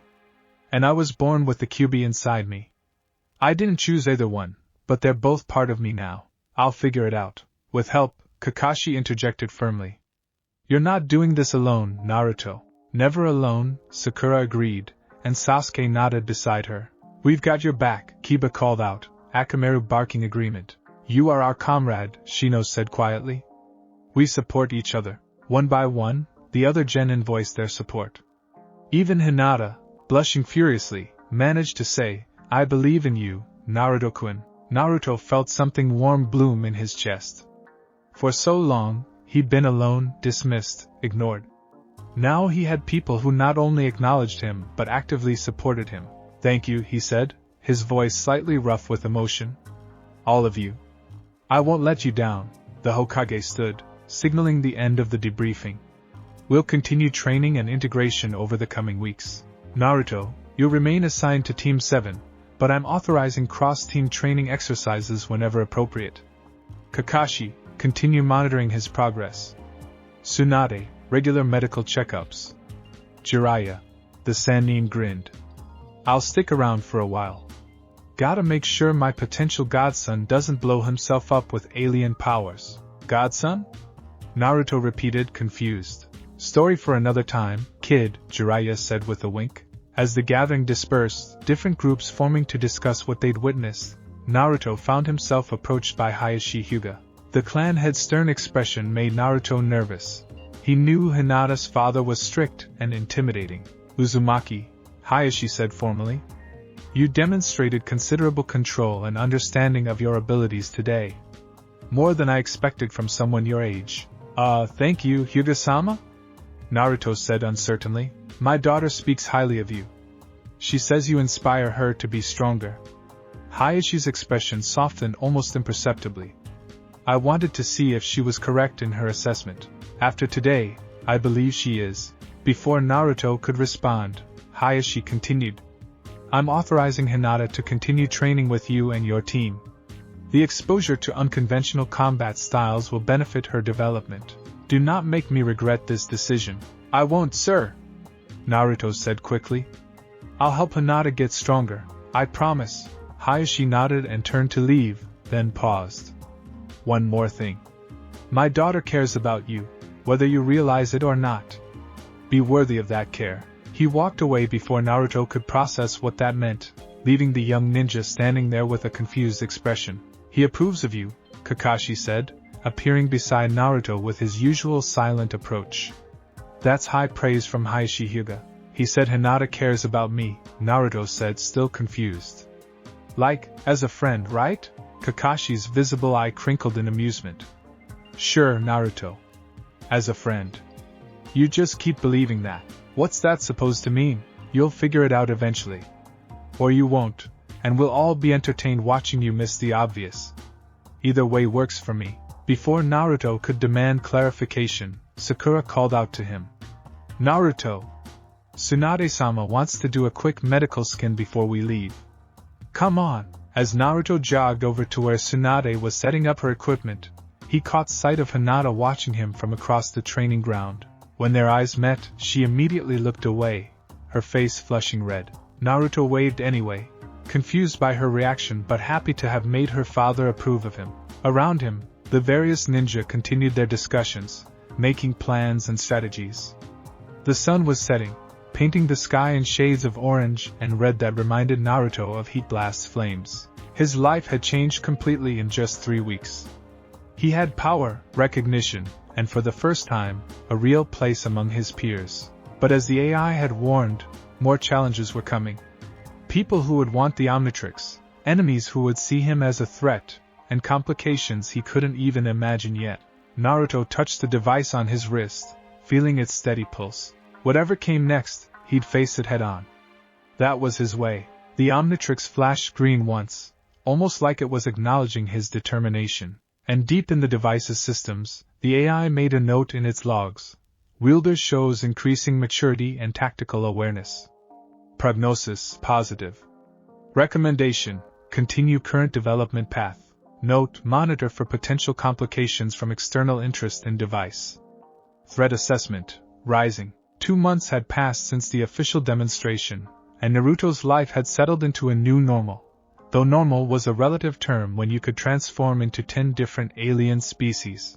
Team 7 stood in the Hokage's office, waiting for their mission assignment. It was their 3rd C-rank mission since Naruto had bonded with the Omnitrix, and each one had gone more smoothly than the last. The device had proven invaluable for mission completion, though Kakashi was strict about when and how Naruto could use it. "Ah, Team 7, the Hokage said, looking up from his paperwork. "I have a mission that should suit your particular skill set. Please tell me it's not another escort mission," Naruto groaned. "Those are so boring." "Actually, this one might be more interesting," the Hokage said with a slight smile. "A merchant caravan is traveling through the land of rivers to the land of wind. They've hired ninja protection because bandits have been unusually active in the region.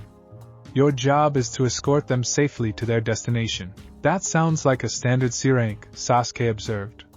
"What makes it suitable for our particular skill set?" The Hokage's expression grew more serious. "Intelligence suggests these aren't ordinary bandits. They've been demonstrating coordination and equipment beyond what normal bandits should possess. We suspect missing Nin involvement, possibly B-rank threats." Kakashi straightened slightly. "You're sending a genin team against B-rank threats?" "I'm sending a genin team that includes someone who can transform into forms with jonin-level capabilities," the Hokage corrected. "And I'm sending them with you, one of our best jonin. I believe you can handle it, especially with Naruto's options." "What about backup?" Sakura asked practically. "Team 8 will be in the general area on another mission. If things escalate beyond your capabilities, you can signal for assistance." The Hokage handed Kakashi a scroll. "Mission details are here. You leave tomorrow at dawn." As they filed out of the office, Naruto felt a mix of excitement and nervousness. This would be their first real test with potential enemy ninja involved. "Sensei," he said quietly as they walked, "which transformations should I focus on for this mission?" Kakashi considered. "The terrain is mostly open grasslands and light forest. XLR8 for rapid response and patrol. Wildmut for tracking. Diamond Head or Forearms if we encounter heavy resistance. Avoid Ghost Freak unless absolutely necessary. The psychological impact might be too much for civilian merchants to handle." "What about Stink Fly?" Sakura suggested. "Aerial reconnaissance could help us spot threats before they spot us." "Good thinking," Kakashi approved. "Naruto, you've been practicing extended transformations?" "Yeah. I can stay transformed for almost a full 10 minutes now without losing focus. And the recharge time is down to about 4 minutes if I'm not stressed." "Adequate, but be conservative. In a real fight, those recharge periods are critical vulnerabilities." Kakashi's visible eye fixed on each of them in turn.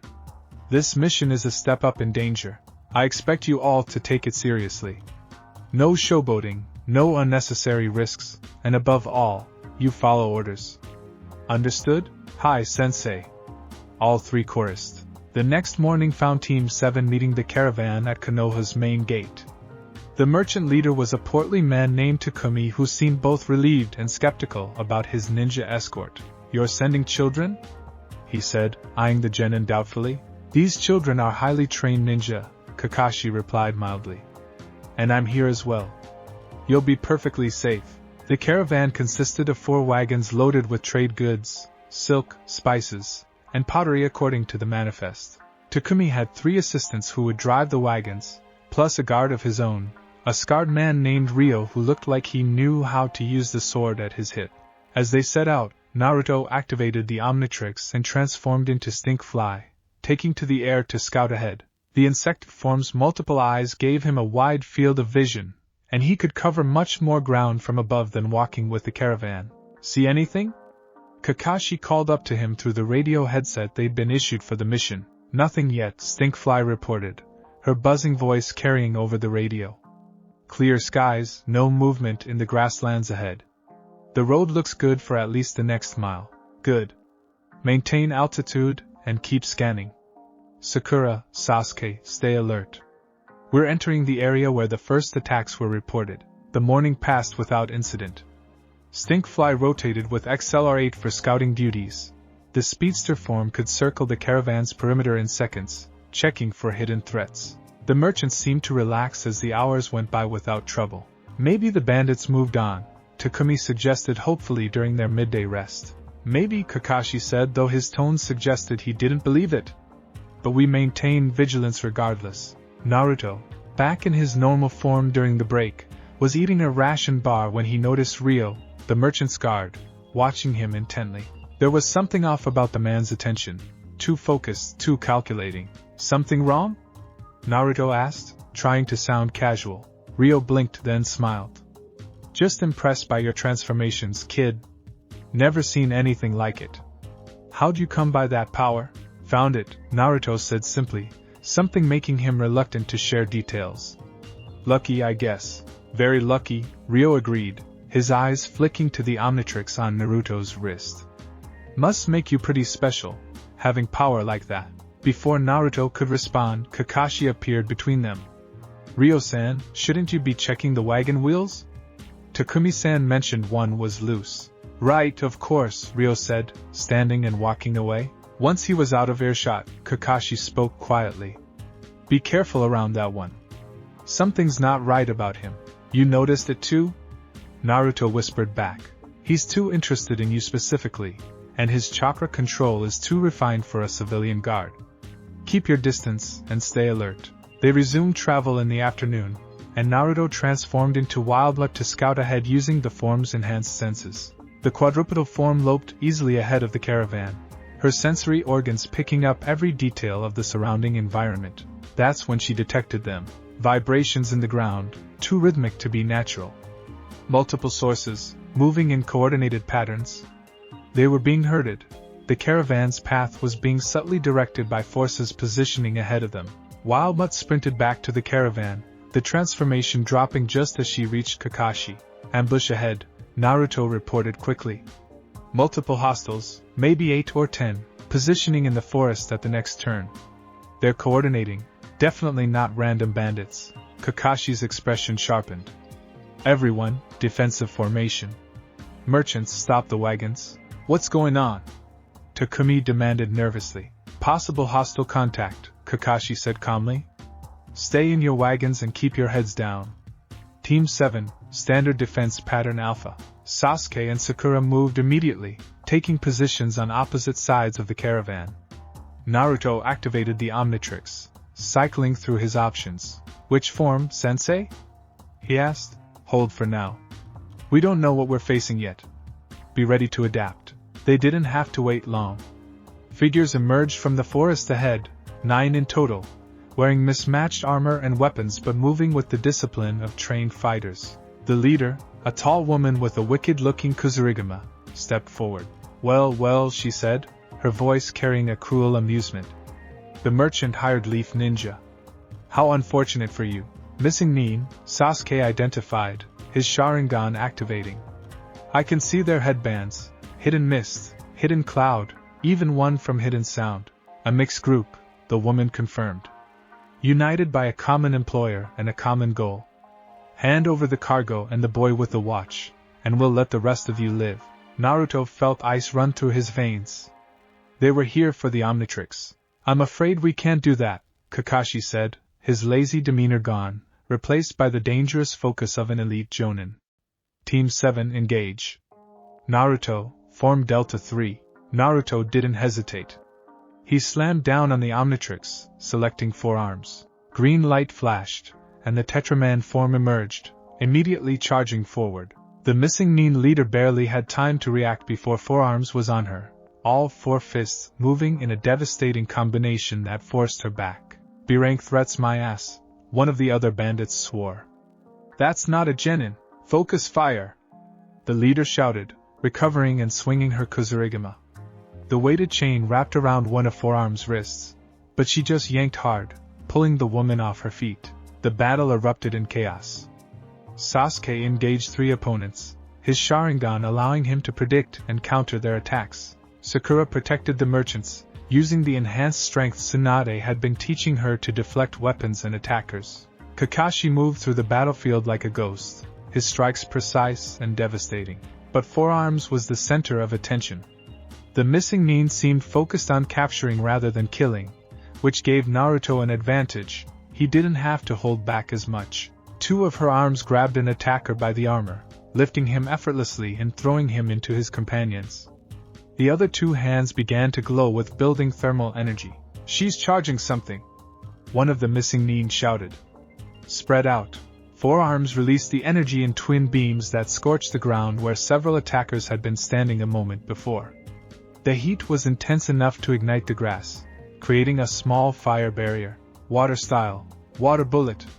One of the missing nin, a woman with a hidden mist headband, sent a pressurized sphere of water toward Forearms. The Tetraman crossed all Forearms defensively, and the water impact drove her back several feet, but didn't penetrate her natural durability. She grinned fiercely. "My turn," Forearms said, and charged again. The fight was turning in Team 7's favor when Naruto heard Sakura scream, "Sensei! Behind you!"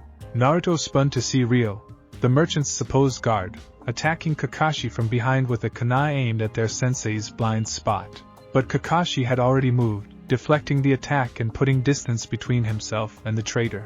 "I knew something was off about you," Kakashi said coldly. Ryo's form shimmered and changed, a transformation jutsu falling away to reveal a different person entirely. A lean man with cruel eyes and a hidden rain headband. This was a setup, Sasuke realized, still fighting off his opponents. The whole mission was to get Naruto away from the village, smart kid Ryo, or whatever his real name was, said. "Our employer really wants that watch. And he's willing to pay a fortune for it." The Omnitrix beeped its warning, and Forearms felt the transformation starting to drop. Naruto had been too aggressive, burned through the form too quickly. "Naruto, fall back," Kakashi ordered. "Recharge and reassess." But as Forearms transformed back to Naruto, 3 of the missing nin broke through Sasuke's defense and rushed toward him. Naruto barely had time to dodge, rolling under a sword strike and coming up running. "4 minutes until I can transform again," he called out, sprinting toward where Sakura was defending the merchants. The fake Ryo appeared in his path, hands already forming seals. Lightning style, shock palm, his hand crackled with electricity, and Naruto had no time to dodge. The attack struck him square in the chest, and pain exploded through his body as electricity coursed through him. He hit the ground hard, muscles spasming from the shock. Through blurred vision, he saw the fake Ryo reaching for his wrist, trying to grab the Omnitrix. Finally, the man said, "This was more trouble than it was worth, but the payoff will be." A kunai sprouted from his shoulder, making him jerk back. Kakashi appeared in a swirl of leaves, his Sharingan uncovered and spinning. "Touch my student again," Kakashi said quietly, "and I'll show you why they call me the copy ninja." The fake Ryo stumbled back, clutching his shoulder. "Retreat!" he shouted to his companions. "We can't take a Sharingan user." The missing nin began to disengage, using smoke bombs and flash bombs to cover their withdrawal. Within moments, they'd vanished into the forest, leaving only scorch marks and blood to show they'd been there. Kakashi knelt beside Naruto, checking his injuries. "Can you move?" "Yeah," Naruto groaned, sitting up slowly. "That sucked. Electric attacks really suck. Chakra-based lightning is particularly effective against most of your forms," the AI said from the Omnitrix. "Recommendation: avoid electrical attacks when possible." "Thanks for the tip," Naruto muttered sarcastically. Sakura rushed over, her hands already glowing with medical chakra. "Let me see. You might have muscle damage from the electricity." As she worked, Sasuke and Kakashi secured the area and checked on the merchants. Takumi was terrified but unharmed, his assistants equally shaken. What just happened?" Takumi stammered. "Ryo attacked you. He was supposed to protect us. He was an infiltrator," Kakashi explained. The entire mission was likely a setup to ambush us away from the village. The question is, who set it up and how did they know about Naruto's abilities? Information leak? Sasuke suggested. Possible. Or someone's been watching and planning. Kakashi's expression was grim. Either way, this confirms what we feared. Naruto's going to be a target. The demonstration, Sakura realized. We showed his abilities to a lot of people. Maybe someone there talked, or someone was watching we didn't know about. Naruto felt frustration building. So what, I just become a target for every missing nin and bounty hunter who wants the Omnitrix. That's great. It means we need to be smarter, Kakashi corrected. And we need to finish this mission properly. Takumi-san, do you wish to continue or return to the village? The merchant looked torn, but finally squared his shoulders. I have contracts to fulfill. If you're willing to continue protecting us, we'll go forward. Then we continue, but with elevated precautions. Kakashi turned to his students. No more solo scouting. We stay together, and Naruto only transforms when absolutely necessary. Understood? They all nodded. As they prepared to move out again, Naruto noticed something on the ground where the fake Ryo had stood. A small scroll, dropped during his hasty retreat. He picked it up and handed it to Kakashi. The Jonin opened it carefully, his visible eye narrowing as he read. This is a contract. Payment for capturing Naruto alive and delivering him, and the Omnitrix, to someone in the land of rice fields. Orochimaru's territory, Sasuke said, his voice tight with barely controlled anger. Maybe, or one of the many criminals who operate in that lawless region. Kakashi pocketed the scroll. Either way, this is valuable intelligence. The Hokage needs to see this. The rest of the journey was tense but uneventful. The missing nin didn't return, though Naruto spotted signs of them shadowing the caravan from a distance. They were clearly waiting for another opportunity that never came. When they finally reached the land of Wind border and handed off the merchants to their local contacts, Takumi paid them with obvious relief. Thank you, he said earnestly. I had no idea Ryo was an imposter. I'm sorry for bringing that danger to you. Not your fault, Naruto said. You were being used too. The journey back to Konoha took 2 days, during which Kakashi kept them on high alert. When they finally passed through the village gates, Naruto felt relief wash over him. Debrief immediately, Kakashi said. The Hokage needs to know about this. The Hokage's office was more crowded than usual. In addition to Team 7, Jiraiya was present, along with Tsunade, Hayashi Hyuga, and, surprisingly, Shikako Nara, Shikamaru's father, and the village's chief strategist. A targeted ambush specifically to capture Naruto and the Omnitrix, the Hokage said after hearing their report. This is what we feared. It was only a matter of time, Jiraiya said grimly. An artifact that powerful, word was bound to spread. We were lucky it took this long. The question is how widespread the information is, Shikako said. If one group knows enough to set up an elaborate capture attempt, others will too. We need to assume Naruto is now a high-value target across multiple villages and criminal organizations. So what do we do? Sakura asked. We can't just lock Naruto away.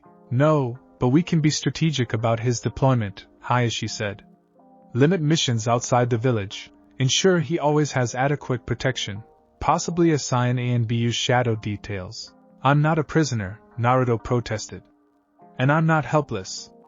I can defend myself with the transformations. Against Chunin and low-level Jonin, yes, Tsunade said. But what happens when an S-rank missing nin comes for you? Or worse, when multiple villages decide they want the Omnitrix for themselves? The room fell silent as the implications sank in. There's another option, the AI said suddenly, making everyone jump. They still weren't used to the watch talking. Security through obscurity. Explain, the Hokage commanded. The Omnitrix drew attention because it was demonstrated publicly. The wielder's capabilities are now known, making him a specific target. However, if the wielder were to disappear from public record, interest might wane. You're suggesting we fake Naruto's death?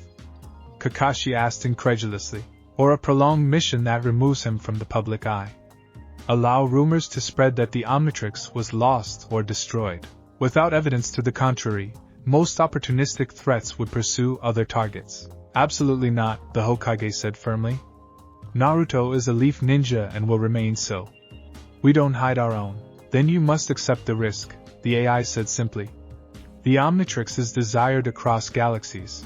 Its presence on this planet will continue to draw attention, potentially escalating to threats this village cannot handle.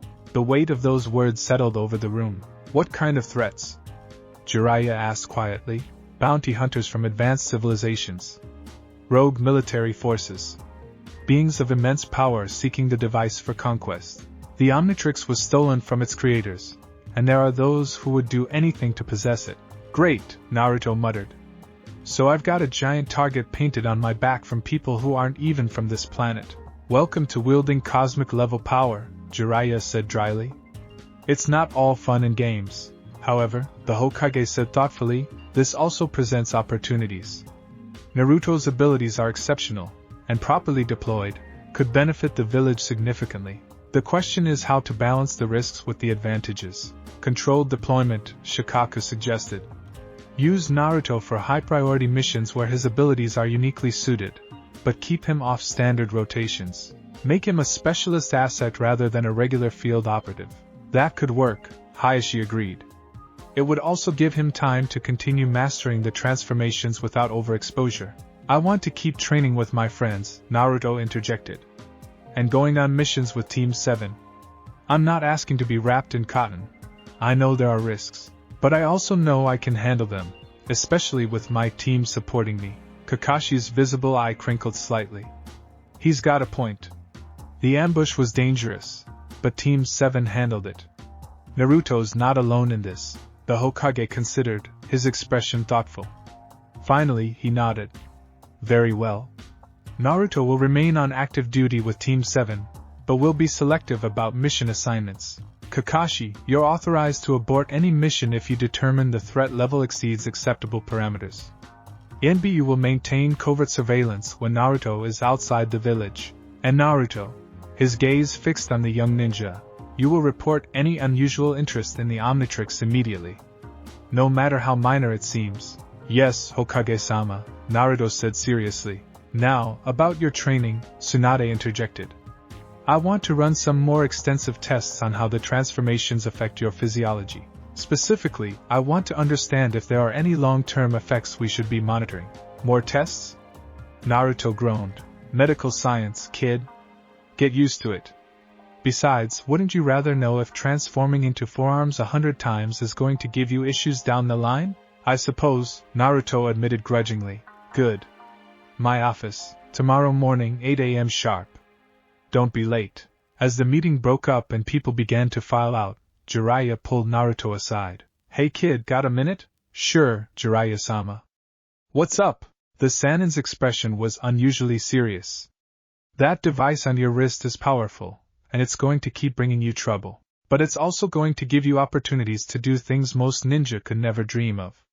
The question is, what do you want to do with it? Naruto thought about it, really thought about it. I want to use it to protect people. To become strong enough that nobody I care about gets hurt.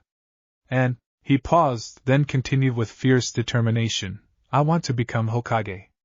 Show everyone that I'm not just some kid who got lucky with an alien watch, but a real ninja who earned their respect. Jiraiya grinned. Good answer. Keep that fire, kid. You're going to need it. As Naruto left the Hokage's office, he found Sakura and Sasuke waiting for him in the hallway. So, Sakura said, that was intense. Yeah, Naruto agreed. Guess things are going to be different from now on. Things have been different since you got that watch, Sasuke pointed out. This just makes it official. We're still a team though, right?